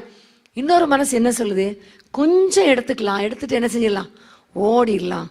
அதே மாதிரி என்ன, கையை உள்ள விட்டுச்சு, கை நிறைய கடலை பிடிச்சிது, கை என்ன செய்யலை, வெளியே வரல. உள்ள விடும்போது இப்படி போயிடுச்சு, வெளியே வரும்போது இப்படி ஆயிடுச்சு, கை வெளியே வரல. அப்போ ஒரு மனசு சொல்லுது, கடலை என்ன செஞ்சிடலாம், விட்டுட்டு வெளியே ஓடி வரலாம். இன்னொரு மனசு சொல்லுது, இல்லை இல்லை, எப்படியாவது என்ன செஞ்சிடலாம், கையை கடலையோட வெளியே எடுத்துடலாம். ட்ரை பண்ணி பண்ணி பார்த்துச்சு, கடலையை விட மனசு இல்லை, கையும் என்ன செய்யலை, வெளியே வரல. இது மாட்டிக்கிட்டு முழிக்கிறதுக்குள்ளே வேடன் வந்து என்ன செஞ்சிட்டான், பிடிச்சிட்டான். இதே மாதிரி தான் இன்னைக்கு வாழ்க்கை. கொஞ்சம் தானே, கொஞ்சம் எடுத்துட்டு போயிடலாம், கொஞ்சோண்டு சொல்லி நம்மளை வலைக்குள்ள வீழ்த்தி விடுகிறான். ஆனா இன்னைக்கு அந்த சூழ்நிலை விட்டு ஓடணும், விலகி ஓட வேண்டும். ஆமேன். பாவமான சூழ்நிலைகளை விட்டு விலகி ஓடணும். பண ஆசையை விட்டு விலகி ஓடு, கட்டு கதைகளை விட்டு விலகி ஓடு என்று வேதம் சொல்லுது. வேதம் சொல்லுகிறது. தீமோத்தேயில வாசித்து பாருங்க, நீங்க வீட்டில் போய் வாலிபர்கள் தீமோத்தேயை வாசிக்கணும். 1 தீமோத்தேயு 2 தீமோத்தேயு எவ்வளோ காரியங்களை விட்டு ஓடணும்னு பவுல் சொல்லுகிறார். எவ்வளோ காரியங்களை நமக்கு அனுபவமா அவர் சொல்லுகிறார். அவர் ஒரு வாலிபனா இருந்தவர், அதனாலதான் நிறைய காரியங்களை விட்டு ஓடு என்று அவர் நமக்கு ஆலோசனை சொல்லுகிறார்.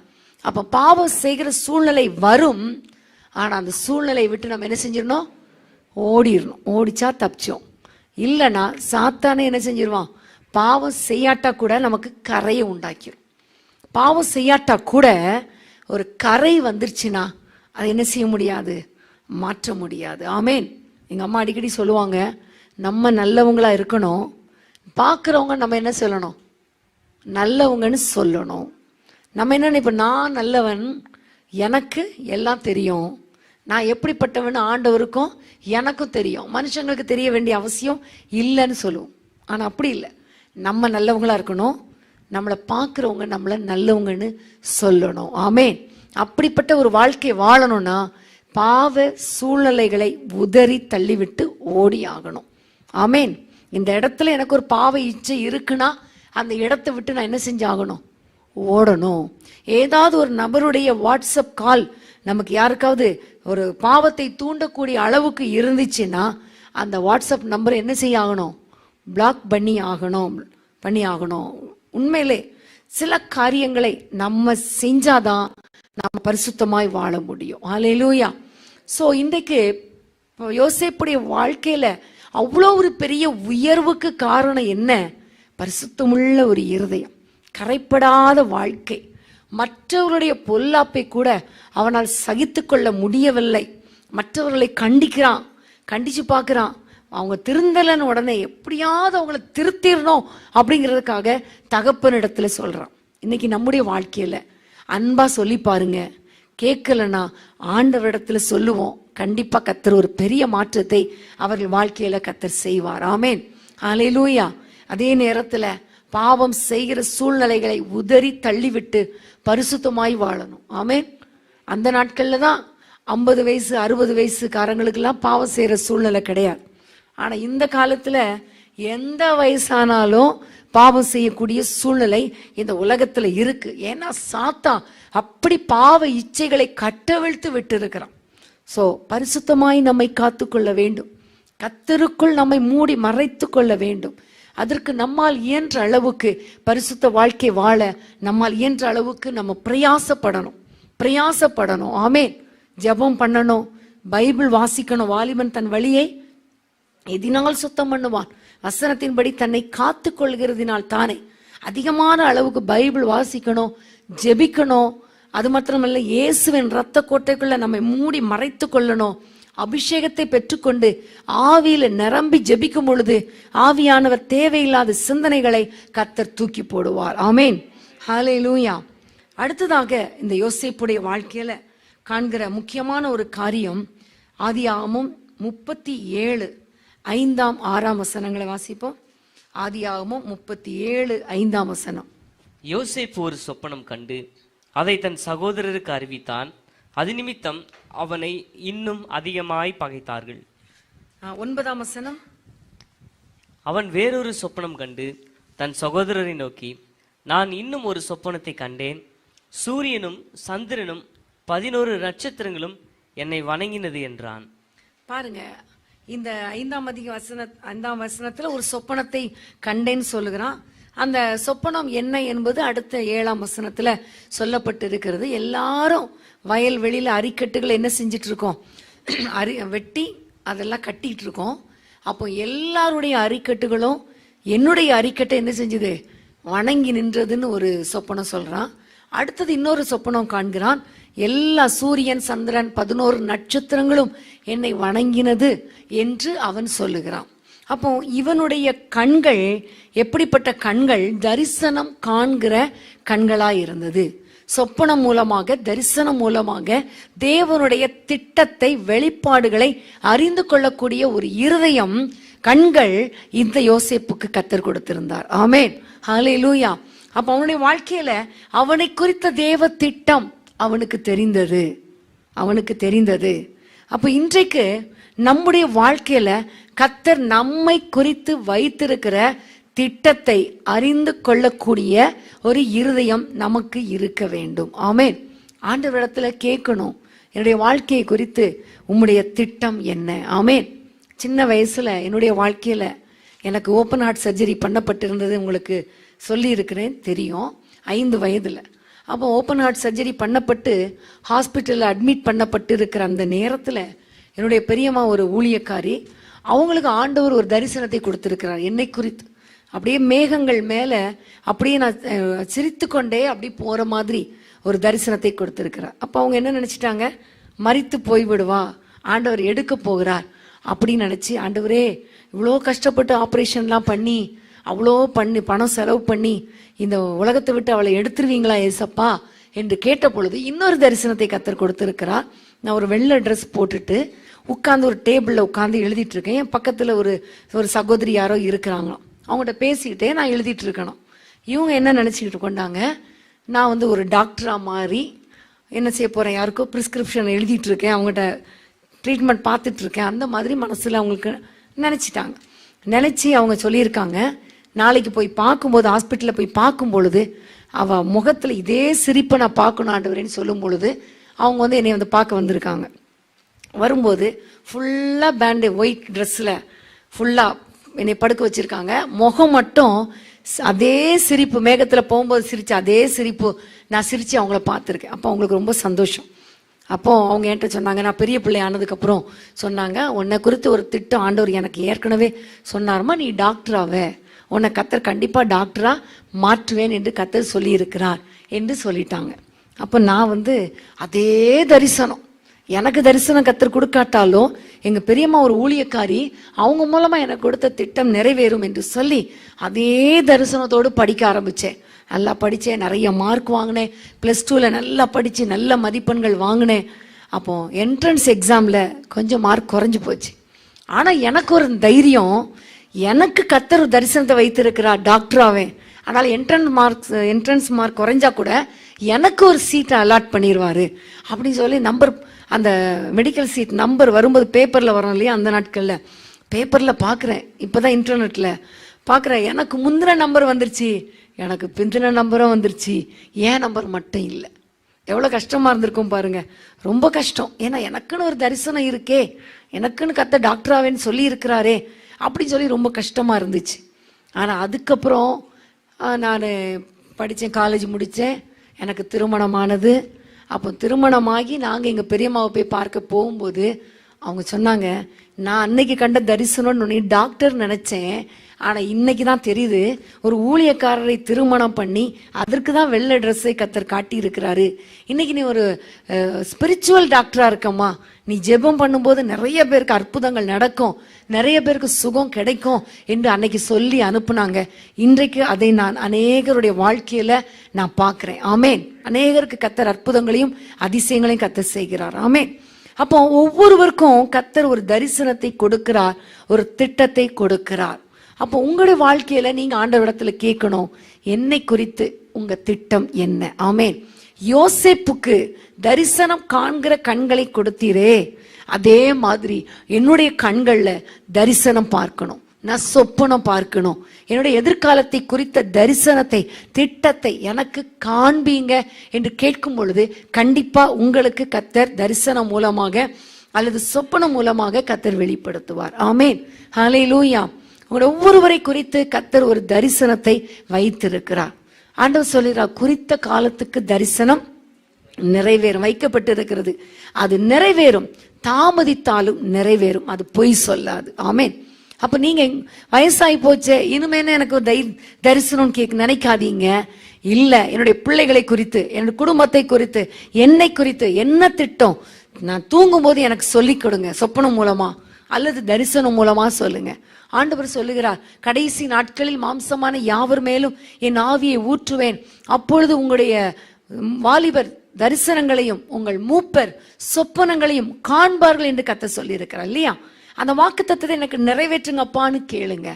கண்டிப்பா கர்த்தர் உங்களுக்கு தரிசனம் மூலமாக, சொப்பனம் மூலமாக நிறைய காரியங்களை கர்த்தர் உங்களுக்கு வெளிப்படுத்துவார். அப்படி வெளிப்படுத்தும் பொழுது ஜாலியா வெளியில போய் சொல்லி தம்பட்டம் அடிக்கிறதுக்கு இல்லை. அன்னைக்கு யோசேப்பு என்ன பண்ணா, வெளியே போய் சொன்னதுனால என்னாச்சு, அவுட் ஆகி போச்சு இல்லையா. ஆனா ஆண்டவர் மனதில் வைத்து ஜெபிக்க வேண்டும். ஆமேன். அடுத்தது, ஒரு காரியத்தை கர்த்தர் சொன்னா அது எல்லா இடத்துல ஜெபிக்கிறவங்க இடத்துல சொல்லி ஜெபிக்கிறவர்களாய் நம்ம மாறணும், ஜெபிக்க வேண்டும். பாத்தீங்கன்னா நிறைய பேர் இந்த நாட்கள்ல சுனாமி வரப்போகிறது என்று கர்த்தர் சொன்னார், தீர்க்க தரிசனம் சொல்றாங்க, இந்த அழிவு வரும்னு சொன்னார் அப்படின்னு சொல்றாங்க. ஏன் ஆண்டவர் அதை வெளிப்படுத்துறார் அவங்களுக்கு தெரியுமா? எதுக்கு வெளிப்படுத்துறார்? நடக்கிறதுக்கா? இல்ல, வெளிப்படுத்தும் பொழுது அவங்க எல்லாரும் சேர்ந்து ஜெபிக்கணும், அந்த தீங்கு வராதபடி திறப்பிலே நின்று ஜெபிப்பதற்காகத்தான் கர்த்தர் வெளிப்படுத்துகிறார். ஆனா இன்னைக்கு நம்ம என்ன சொல்றோம், அவங்கள குறித்து அன்னைக்கே ஆண்டவர் எனக்கு சொன்னாரு, அவங்க கீழே விழுந்துருவாங்க, குடும்பம் அழிஞ்சு போயிடும், உடஞ்சு போயிடும்னு அன்னைக்கே ஆண்டவர் சொன்னாரு. அப்படிலாம் இல்லை. உடைஞ்சு போகும்னு கர்த்தர் சொன்னா உடனே ஜெபிக்கணும், உடைஞ்சு போகக்கூடாது. அதான் உண்மையான தீர்க்கதரிசி உடைய அடையாளம். ஆமேன். அப்படிப்பட்ட ஒரு கரிசனை உடைய ஒரு தரிசனம் உடைய ஒரு குடும்பத்தினருக்கு தான், ஒரு தேவ பிள்ளைக்கு தான் கர்த்தர் தரிசனங்களை கர்த்தர் கொடுப்பார். ஆமேன். ஸோ இன்னைக்கு நீங்க ஆண்டவரிடத்துல கேட்கணும், ஆண்டவரே தரிசனங்களை சொப்பனங்களை காண்கிற கண்களாக என்னுடைய கண்களை மாற்றுங்க. ஆமேன். ஹல்லேலூயா. அது மாத்திரமல்ல, தரிசனம் பெறுகிற ஒரு மனிதன் மாத்திரமல்ல, அந்த தரிசனத்துக்கு சொப்பனத்துக்கு அர்த்தம் சொல்லக்கூடிய ஒரு வெளிப்பாடும் இந்த யோசேப்புக்கு இருந்துச்சு இல்லையா? பானபாத்திரக்காரனும் சுயம்பாயிகளின் தலைவனும் ஒரு சொப்பனம் கண்ட பொழுது அந்த சொப்பனத்துக்கு அர்த்தத்தை சொல்லக்கூடிய அளவுக்கு இந்த யோசேப்புக்கு ஒரு ஆவியானவருடைய அபிஷேகம் இருந்தது. பார்வோனுடைய சொப்பனத்துக்கே வெளிப்பாடு கொடுக்கக்கூடிய அளவுக்கு ஒரு வெளிப்பாடு வரம் இருந்தது. தரிசனம் காண்கிறது முக்கியம் கிடையாது, சொப்பனம் காண்கிறது முக்கியம் கிடையாது. அந்த தரிசனத்துக்கு அந்த சொப்பனத்துக்கு ஆண்டவரே வெளிப்பாடு என்ன சொல்லித்தாங்க அப்படி நம்ம கேட்கும் பொழுது எப்படி யோசேப்புக்கு கர்த்தர் மறைப்பொருளை வெளிப்படுத்தினாரோ அப்படி நமக்கும் வெளிப்படுத்துவார். ஆமென். அப்போ தரிசனம் காண்கிற ஒரு கண்கள், சொப்பனங்களை காண்கிற ஒரு கண்கள் ஒரு பக்கம் யோசேப்புக்கு இருந்தது. இன்னொரு பக்கம் மற்றவர்கள் காண்கிற சொப்பனங்களுக்கும் தரிசனங்களுக்கும் வெளிப்பாடு கொடுக்கக்கூடிய அளவுக்கு ஒரு விசேஷித்த தேவ ஆவி அவருக்குள்ள இருந்தது. ஆமென்.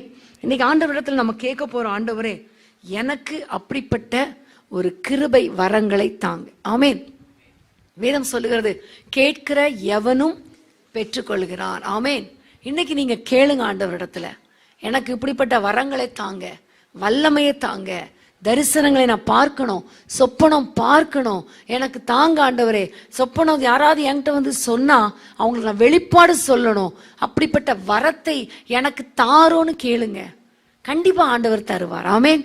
யோசேப்புடைய வாழ்க்கையில இருந்த அதே அபிஷேகம், அதே அனுபவம் எனக்கு தாங்கப்பான்னு கேட்கும் பொழுது கண்டிப்பா நம்முடைய வாழ்க்கையில கர்த்தர் இப்படிப்பட்ட அனுபவங்களுக்குள்ளாக கர்த்தர் நம்மை கடந்து செல்ல கிருபை செய்வார். ஆமென். ஹல்லேலூயா.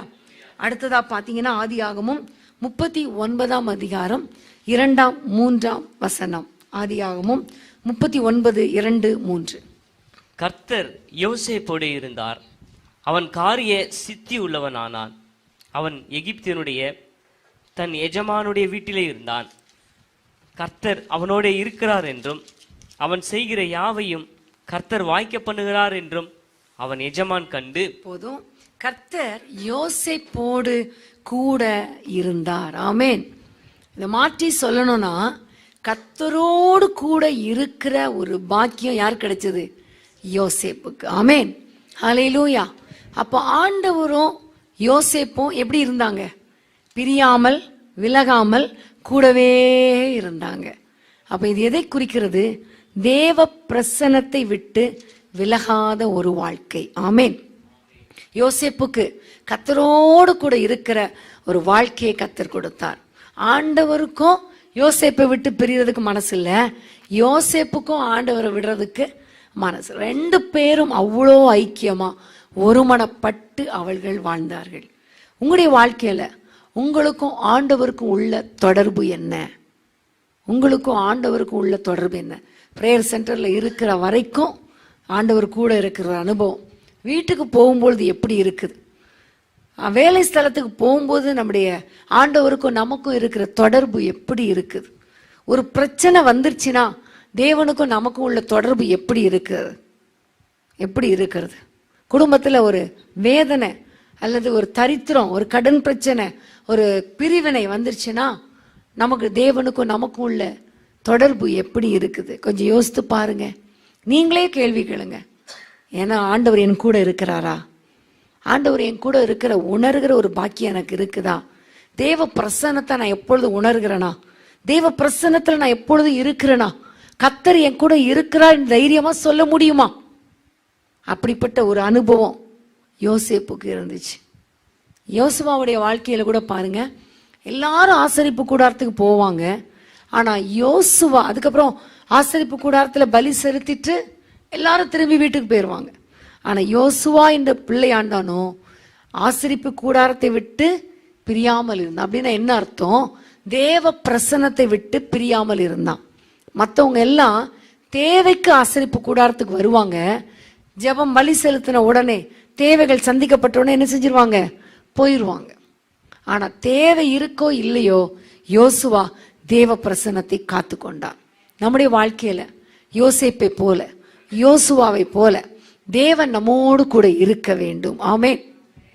வீட்டில் பிரச்சனைகள் எப்படிப்பட்ட சூழ்நிலையில் இருந்தாலும் கர்த்தர் கூட இருக்கிறதை மறக்க கூடாது. ஆண்டவர் இப்ப என் கூட இருக்கிறார், என் கூட இருக்கிறாரா, கர்த்தருக்கு பிரியமான வாழ்க்கை வாழ்றேனா, அவர் என் கூட இருக்கிற அந்த பிரசன்னத்தை உணர்கிறேனா என்பதை ஒவ்வொரு நிமிஷமும் நீங்க உணரும் பொழுது கண்டிப்பா யோசேப்பை போல அவனுடைய வாழ்க்கையில பாருங்க, கர்த்தர் கூட இருந்ததுனால காரிய சித்தி உள்ளவனானால் அவன் செய்வதெல்லாம் வாய்த்தது. ஆமேன். இன்றைக்கு உங்களுடைய வாழ்க்கையில கர்த்தர் கூட இருக்கிறாரா, தேவ பிரசன்னம் நம்மோடு கூட இருக்கிறதா, நீங்க உணர்கிற ஒரு வாழ்க்கை நீங்க வாழ வேண்டும். ஆமேன். ஹல்லேலூயா. ஒரு பரிசுத்த, இதுக்கு தான் பரிசுத்த ஆவியானவர் நமக்கு உதவி செய்வார். பரிசுத்த ஆவியானவர் நம்மோடு கூட இருப்பார். பரிசுத்த ஆவியானவர் பலவீனமா இருக்கும் பொழுது, ஜெபிக்க முடியாத சூழ்நிலையில கூட அவர் நம்மோடு கூட இருந்து நமக்காக வாக்கு கிடங்காத பெருமூச்சுகளோடு அவர் பிதாவை நோக்கி வேண்டுதல் செய்வார். ஆமேன். அந்த தேவனுக்கும் நமக்கும் உள்ள தொடர்பை பரிசுத்த ஆவியானவர் காத்துக்கொள்வார். அப்ப ஆவியானவரே என் கூட இருங்க, ஆவியானவரே என்னை விட்டுறாதீங்க, நான் உங்களோடு கூட இருக்கணும் அப்படிங்கிற ஒரு எண்ணம், ஒரு சிந்தை எப்பொழுதும் நமக்குள்ளே இருக்க வேண்டும். ஆமேன். ஹல்லேலூயா. அடுத்ததா பாத்தீங்கன்னா 3ஆம் வசனத்தை வாசிங்க. அதே 39:3. கர்த்தர் அவனோடு இருக்கிறார் என்றும் அவன் செய்கிற யாவையும் கர்த்தர் வாய்க்க பண்ணுகிறார் என்றும் அவன் எஜமான் கண்டு. போதும். எஜமான் கண்டான். கர்த்தர் யோசேப்போடு கூட இருக்கிறார் என்பதை யார் கண்டது? எஜமான் கண்டான். இது எதை குறிக்கிறது? சாட்சி உள்ள ஒரு வாழ்க்கை. ஆண்டவர் என் கூட இருக்கிறார்னு நான் சொல்றது ஒரு அனுபவம், நீங்க என்ன பார்த்து சொல்றது ஒரு அனுபவம். இந்த சகோதரியோடு கர்த்தர் இருக்கிறார், இந்த சகோதரனோடு கர்த்தர் இருக்கிறார் என்று மற்றவங்க சொல்றது இன்னொரு அனுபவம் இல்லையா? என் கூட கர்த்தர் இருக்கிறார்னு இருக்காரோ இல்லையோ நம்ம சொல்லிடலாம். ஆண்டவருடைய பிள்ளைப்பா, நான் ஆண்டவரை தான் நம்பி இருக்கிறேன், நம்புறோமோ இல்லையோ சொல்லிடலாம். கர்த்தருக்காக வாழ்றோமோ இல்லையோ சொல்லிடலாம். பரிசுத்தமா இருக்கிறோமோ இல்லையோ கர்த்தர் கூட இருக்கிறார் நம்ம சொல்லிக்கலாம். ஆனா மற்றவங்க சொல்ல வேண்டும். ஆமேன். ஒரு சாட்சி உள்ள வாழ்க்கை அவன் வாழ்ந்தான். கர்த்தர் கூட இருக்கிறார் என்பதை எஜமான் கண்டான். இதேதான் அடுத்த அந்த அதிகாரத்தின் கடைசி பகுதியில் பாத்தீங்கன்னா, சிறைச்சாலையில போடப்பட்ட பிறகும் கர்த்தர் அவனோடு கூட இருக்கிறார் என்பதை சிறைச்சாலை தலைவன் என்ன செய்தான்? கண்டான். ஆமேன். அவனும் அறிந்து கொண்டான், கர்த்தர் அவன் கூட இருக்கிறாருப்பா, அதனாலதான் அவன் செய்கிறதெல்லாம் வாய்க்கிறது, அவன் புத்திமானா இருக்கிறான், அவன் பேச்சே ஒரு ஞானமா இருக்குது, அவனுடைய நடக்கை ஞானமா இருக்குது, அவனுக்குள்ளே ஆண்டவர் இருக்கிறார் என்பதை அறிந்து எல்லா காரியங்களும் என்ன செஞ்சிட்டாங்க? இந்த எஜமானோ ஒப்புவிச்சான், சிறைச்சாலை தலைவனோ எல்லாவற்றையும் ஒப்பு கொடுத்தான். அப்ப என்ன அர்த்தம்? கர்த்தர் கூட இருக்கிறதை மற்றவங்க பார்க்கணும். இன்னைக்கு நம்முடைய வாழ்க்கையில கர்த்தர் கூட இருக்கிறார் சொல்லி சொல்லி அட்டூழியம் பண்றவங்க நிறைய பேர் இருக்காங்க இல்லையா? இன்னைக்கு உங்களை நீங்களே ஆராய்ஞ்சு பாருங்க. கர்த்தர் கூட இருக்கிறாரா? இது ஒரு அனுபவம். கர்த்தர் கூட இருக்கிறார் நம்ம சொல்றதை விட மற்றவர்கள் நம்மை குறித்து சொல்லுகிற அந்த அனுபவம் நமக்குள்ளே இருக்கிறதா என்பதை நாம் அறிந்து கொள்ள வேண்டும். ஆமேன். ஹல்லேலூயா. ஹல்லேலூயா. அப்ப இன்றைக்கு உங்களுடைய வாழ்க்கையில நீங்க தேவன் விரும்புகிற இந்த நல்ல குணங்கள் உங்களுக்குள்ள இருக்கிறதா என்பதை நீங்க ஆராய்ந்து பார்க்க வேண்டும். ஆமேன். இன்னைக்கு 3 காரியத்தை நம்ம கற்றுக்கொண்டிருக்கோம். 3லையும் 2 விதமா கற்றுக்கொண்டிருக்கோம். முதல்ல பரிசுத்தமுள்ள ஒரு இருதயம், மற்றவங்க பரிசுத்தமா இல்லாததை பொறுத்து கொள்ளாத ஒரு அனுபவம், அது ஒரு காரியம். 2வதாக பாவம் செய்கிற சூழ்நிலை வரும் பொழுது பாவத்தை விட்டு விலகி ஓடுகிற ஒரு அனுபவம் இல்லையா? அடுத்ததா பாத்தீங்கன்னா தரிசனத்தை காண்கிற ஒரு அனுபவம். 2வது தரிசனத்துக்கு அந்த ஒரு விளக்கத்தை கொடுக்கக்கூடிய, வெளிப்பாடு கொடுக்கக்கூடிய ஒரு அனுபவம் இந்த யோசேப்பினிடத்தில் இருந்தது. 3வது பாத்தீங்கன்னா இவனுக்குள்ளே கர்த்தர் கூட இருக்கிற ஒரு அனுபவம் இருந்தது. அதே வேளையில கர்த்தர் இவன் கூட இருக்கிறார் என்பதை மற்றவர்கள் அறியக்கூடிய ஒரு அனுபவமும் சாட்சியுள்ள வாழ்க்கை இருந்தது. ஆமேன். ஹல்லேலூயா. அப்ப இப்படிப்பட்ட ஒரு வாழ்க்கை இன்னைக்கு நம்மிடத்தில் காணப்படுகிறதா என்பதை நம்ம அறிந்து கொண்டு சில நிமிடங்கள் ஜெபம் பண்ணி நம்ம இந்த காரியத்தை நம்ம முடிக்க போகிறோம். ஸோ கொஞ்ச நேரம் ஜெபம் பண்ணிட்டு இந்த பைபிள் ஸ்டடி நம்ம முடிக்க போகிறோம். முக்கியமான காரியம் ஒப்பு கொடுக்கறதா முக்கியமான காரியம், அர்ப்பணிப்பு தான் முக்கியமான காரியம். ஆமேன். யோசேப்பை போல, யோசேப்பு அப்படி இருந்தான், இப்படி இருந்தான், அழகா இருந்தான், அப்படி இருந்தான் சொல்லிட்டு போறதுக்கு நான் வரல. ஆனா நம்ம எல்லாரும் அர்ப்பணிக்கணும். ஆண்டவரே, எனக்கு யோசேப்பை போல இப்படிப்பட்ட ஒரு வாழ்க்கை எனக்கு தாங்க. ஆமேன். நீங்க அப்படியே ஜெபம் பண்ணிக்கொண்டே உங்களை நீங்க தற்பரிசோதனை பண்றது ஒரு பக்கம், அதே நேரத்துல உங்களை அர்ப்பணிப்பது இன்னொரு பக்கம். ஆண்டவரை நோக்கி பார்ப்போமா? இவனுக்குள்ளே ஒரு பரிசுத்தமுள்ள ஒரு வாழ்க்கை. பரிசுத்தத்துல எத்தனை ஸ்டேஜஸ் பாருங்களேன்.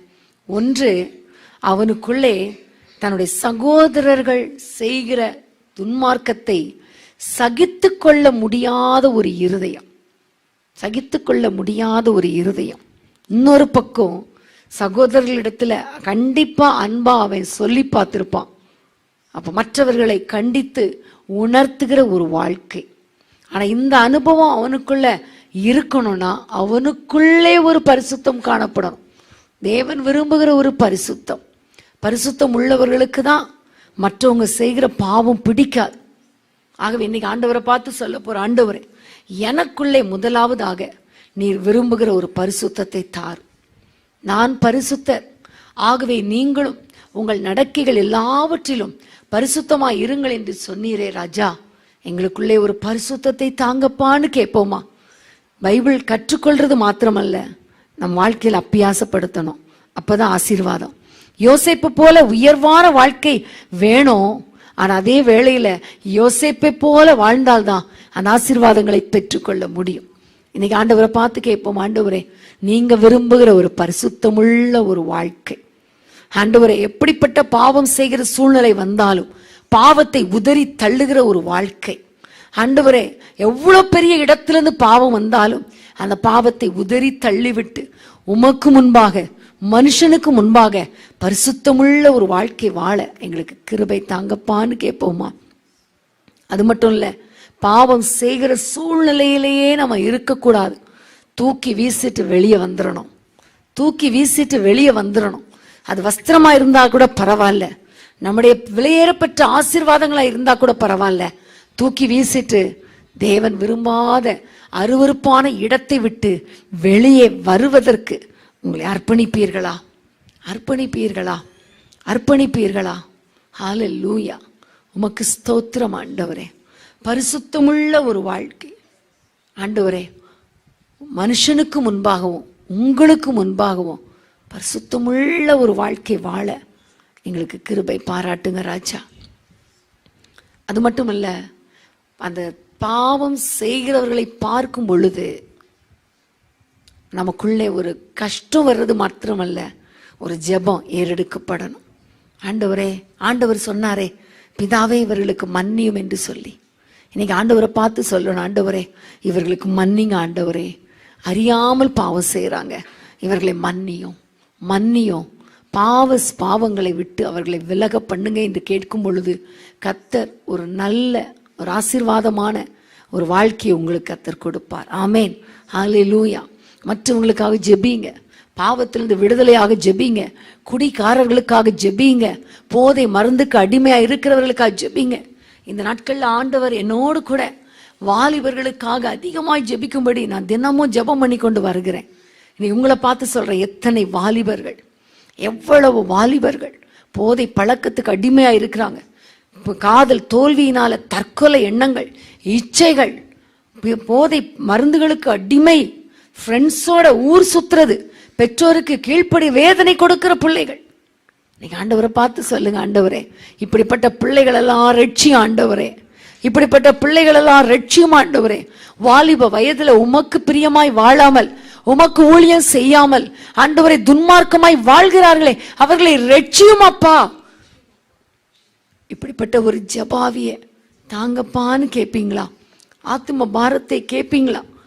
ஆண்டவரே இவர்களுக்காக மன்றாடி ஜெபிக்கக்கூடிய ஒரு ஜெபவாவி தாங்க. அன்னைக்கு மோசே மன்றாடி ஜெபித்தானே, ஆண்டவரே இவர்களுக்கு இறங்கும், இல்லாவிட்டால் என் பெயரை ஜீவ புஸ்தகத்திலிருந்து கிறுக்கி போடும் என்று சொன்னானே. அப்படிப்பட்ட ஒரு ஜெப வாழ்க்கை. ஆண்டவரே, மன்றாட்டு ஜெபாவி எங்கள் ஒவ்வொருவருக்கும் தாரும் ஆண்டவரேன்னு கேட்போமா? தாரும் ஆண்டவரே. அடுத்ததான் நம்ம ஆண்டவரிடத்துல கேட்க வேண்டிய முக்கியமான காரியம், ஆண்டவரே, என்னுடைய எதிர்காலத்தை குறித்த திட்டத்தை தரிசனம் மூலமாக, சொப்பனம் மூலமாக வெளிப்படுத்துங்க அப்பா, வெளிப்படுத்துங்க. அநேகருக்கு கர்த்தர் தரிசனங்களை கொடுக்கிறார், சொப்பனங்களை கொடுக்கிறார். காலையில் எழும்பும் போது மறந்தே போயிருது. அநேகருக்கு சொப்பனங்களை கொடுக்கிறார், அது என்ன அர்த்தம்னே தெரியல. காலையில் எழும்புனா ஒரே கலக்கம், என்ன அர்த்தமே தெரியல. இன்னைக்கு ஆண்டவரை பார்த்து கேட்க போற, ஆண்டவரே, நீர் எங்களுக்கு சொப்பனம் மூலமாக, தரிசனம் மூலமாக பேசணும், அதே வேளையில அதற்கான வெளிப்பாடுகளை எங்களுக்கு தரணும். அப்படிப்பட்ட வரத்தை எங்களுக்கு தாரும், அப்படிப்பட்ட வரத்தை எங்களுக்கு தாரும். மற்றவங்க ஒருவேளை தரிசனம் கண்டு, சொப்பனம் கண்டு எங்களிடத்தில் சொன்னால் கூட, அதை ஆண்டவரே, அதற்கு விளக்கம் கொடுக்கக்கூடிய, வெளிப்பாடு வரத்தை கொடுக்கக்கூடிய அளவுக்கு ஒரு வரத்தை எங்களுக்கு தாரும் ஆண்டவரே. மற்றவர்கள் எங்களிடத்தில் ஜெபிக்கும்படி கேட்கும் பொழுது அவர்களை குறித்த தேவ திட்டத்தை எங்களுக்கு வெளிப்படுத்தும் ஆண்டவரே. தரிசனத்தை தாரும், சொப்பனம் மூலமா சொல்லித்தாங்க. எங்களுடைய குடும்பத்தின் பிள்ளைகளுக்கு நீர் என்ன திட்டம் வைத்திருக்கிறீர், அவர்களுக்கு வெளிப்படுத்துங்க, வெளிப்படுத்துங்க, வெளிப்படுத்துங்க. ஆண்டவரை நோக்கி கேட்போமா? தரிசனம் காணணும், சொப்பனம் காணணும், அதே வேளையில அதற்கான விளக்கம் எங்களுக்கு தெரியணும். வெளிப்பாடு வரங்களை தாரும் ஆண்டவரே. எல்லாரும் கேட்போமா? கர்த்தரோடு கூட வாழ்கிற ஒரு வாழ்க்கை எனக்கு தாரும் ஆண்டவரே. உம்மோடு உறவாட, உம்மோடு எப்பொழுதும் சேர்ந்திருக்கிற ஒரு அனுபவம், சார்ந்திருக்கிற ஒரு அனுபவம், உண்மையே நம்பி இருக்கிற அனுபவம், உமக்காக வாழ்கிற ஒரு அனுபவம். நீர் என் கூட இல்லைனா இந்த உலகத்துல எனக்கு வாழ்க்கையே வேண்டாம் என்று சொல்லக்கூடிய அளவுக்கு நீர் எங்களோடு கூட இருக்கிற அந்த வாழ்க்கையை வாஞ்சிக்கிற ஒரு இருதயம் தாங்கப்பா. தேவ பிரசன்னம் எங்களுக்கு சந்தோஷத்தை எப்பொழுதும் கொடுக்கட்டும். தேவ பிரசன்னம் எங்களுக்கு மகிழ்ச்சியை கொடுக்கட்டும். அப்படிப்பட்ட ஒரு வாழ்க்கையை எங்களுக்கு தாரும் ஆண்டவரே, தாரும் ஆண்டவரே, தாரும் ஆண்டவரே. அதே வேளையில நீர் எங்க கூட இருக்கிறீர் என்பதை மற்றவர்கள் காண வேண்டும் அப்பா, மற்றவர்கள் காண வேண்டும். நீர் எங்களோடு கூட இருக்கிறீர் என்பதை மற்றவர்கள் அறிந்து கொள்ளக்கூடிய அளவுக்கு ஒரு சாட்சியுள்ள வாழ்க்கை வாழ எங்களுக்கு கிருபை தாங்க ஆண்டவரே. சாட்சி சொல்றது ரொம்ப ஈஸி அப்பா, ஆனா சாட்சியாய் வாழ்றது எவ்வளோ கஷ்டம். சாட்சி உள்ள வாழ்க்கை வாழ எங்களுக்கு கிருபை தாரும் ஆண்டவரே. எங்களை பார்க்கிறவங்க எங்கள உங்களை பார்க்கணும் ஆண்டவரே. எங்களை பார்க்கிறவங்க நீர் எங்களோடு கூட இருக்கிறதை அறிந்து கொள்ளணும். எங்களை பார்க்கிற சாத்தான் கூட, எதிரிகள் கூட, கர்த்தர் இவர்களுக்கு துணை நின்று யுத்தம் பண்ணுகிறார் என்பதை அறிந்து கொள்ள வேண்டும் ஆண்டவரே. அந்த இஸ்ரவேல் ஜனங்கள் செங்கடல்ல போகும்பொழுது பார்வோனின் சேனை சொன்னது இதுதான் ஆண்டவரே, கர்த்தர் அவர்களோடு கூட இருந்து அவர்களுக்காக யுத்தம் பண்ணுகிறார். இன்னைக்கு அதை மற்றவங்க சொல்லணும் ஆண்டவரே. நீர் எங்களோடு கூட இருக்கிறதை மற்றவர்கள் பார்க்கணும். நீர் எங்களுக்காக யுத்தம் பண்ணுகிறதை மற்றவர்கள் பார்க்க வேண்டும் ஆண்டவரே. அப்படிப்பட்ட ஒரு வாழ்க்கை தாரும், அப்படிப்பட்ட ஒரு அனுபவம் தாரும், அப்படிப்பட்ட ஒரு சாட்சியுள்ள வாழ்க்கை எங்களுக்கு தாரும். கேட்போமா? ஆண்டவரை நோக்கி கேட்போமா?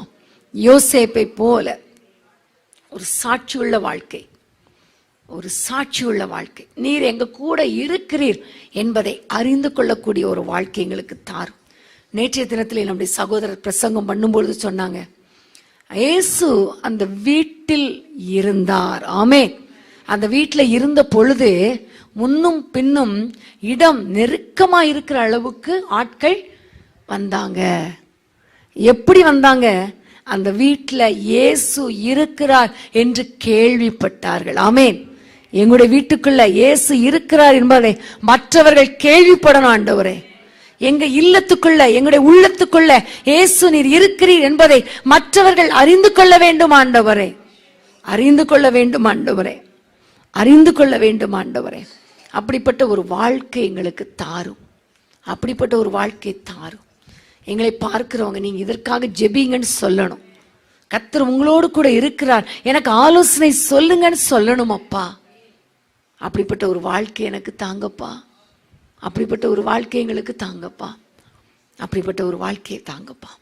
யோசேப்பை போல பரிசுத்தமுள்ள ஒரு வாழ்க்கை, உலகத்தால் கரைப்படாத ஒரு வாழ்க்கை எங்களுக்கு தாரும் ஆண்டவரே. எங்களுடைய திட்டம், எதிர்காலத்தை குறித்த தரிசனம் காண்கிற கண்கள், வெளிப்பாடு வரங்கள் எங்களுக்கு தாரும் ஆண்டவரே. உம்முடைய பிரசன்னத்தை காத்து கொள்ளக்கூடிய ஒரு வாழ்க்கை, நீர் எங்களோடு கூட எப்பொழுதும் இருக்கணும் ஆண்டவரே. அன்னைக்கு எம்மாவூர் சீஷர்கள், ஆண்டவரே நீர் எங்களோடு கூட வாரும் என்று வருந்தி கேட்டுக்கொண்டது போல எங்களோடு கூட இருங்கப்பா. எங்களோடு கூட வாசம் பண்ணுங்க. எங்களோடு கூட நீங்க இருங்க. அந்த பிரசன்னத்தை உணர்கிற ஒரு வாழ்க்கை ஒரு பக்கம், நீர் எங்களோடு கூட இருக்கிறீர் என்பதை மற்றவர்கள் பார்த்து சாட்சி சொல்லுகிற ஒரு அனுபவம் எங்களுக்கு தாரும் ஆண்டவரே. யோசேப்பு போல இப்படிப்பட்ட அருமையான ஒரு வாழ்க்கை வாழ எங்கள் ஒவ்வொருவருக்கும் கிருபை தாரும் ஆண்டவரே. இங்க வந்திருக்கிற ஒவ்வொருவருக்கும் கிருபை தாரும் ஆண்டவரே. இணையதளத்தின் வழியாய் பார்த்து கொண்டிருக்கிற ஒவ்வொருவருக்கும் கிருபை தாரும் ஆண்டவரே. அப்படி எங்களை வழிநடத்த போற தெய்வக்காய் ஸ்தோத்திரம். ஆசீர்வதியும், பெரிய காரியங்களை செய்யும். துதி கன மகிமை எல்லாமுக்கே செலுத்துகிறோம். இயேசுவின் நாமத்தில் ஜெபிக்கிறோம் பிதாவே, ஆமென். என் ஆத்துமாவே கர்த்தரை ஸ்தோத்திரி, என் முழு உளமே பரிசுத்த நாமத்தை ஸ்தோத்திரி. என் ஆத்துமாவே கர்த்தரை ஸ்தோத்திரி, அவர் செய்த சகல உபகாரங்களை மறவாதே. ஆமென். ஹல்லேலூயா. மாணவர்களே, நாளை சனிக்கிழமை மாலை 5:30 மணிக்கு வேதமே மனமகிழ்ச்சியில நீங்க எங்களோடு கலந்து கொள்ள மறந்துடாதீங்க. நிச்சயமாகவே கர்த்தர் நம்மோடு கூட பேசுவார். அந்த நேரங்கள் மிகவும் ஆசீர்வாதமாக இருக்கும். அது மாத்திரமல்ல, வருகிற ஞாயிற்றுக்கிழமை நம்ம எல்லாருக்கும் தெரியும் முழு இரவு ஜெபம். அந்த முழு இரவு ஜெபத்துக்கு ஆயத்தமாகுங்கள். கர்த்தர் நிச்சயமாக நம்முடைய ஜெபங்களை கேட்டு நம்முடைய குடும்பங்களிலே, தேசத்திலே, சபைகளிலே ஒரு பெரிய எழுப்புதலை கட்டளையிடுவார்.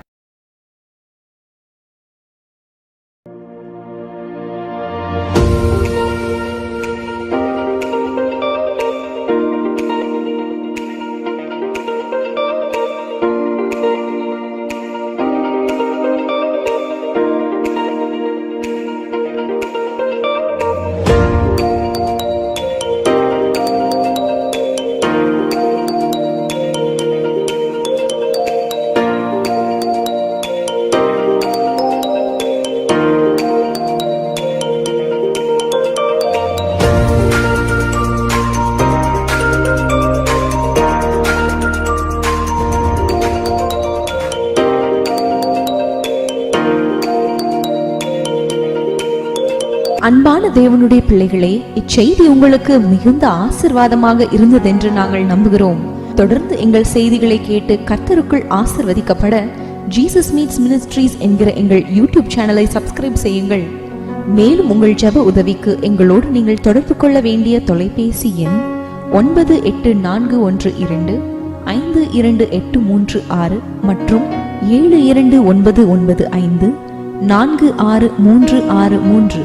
Email gpsrobinson@hotmail.com. கர்த்தர் உங்களை ஆசீர்வதிப்பாராக.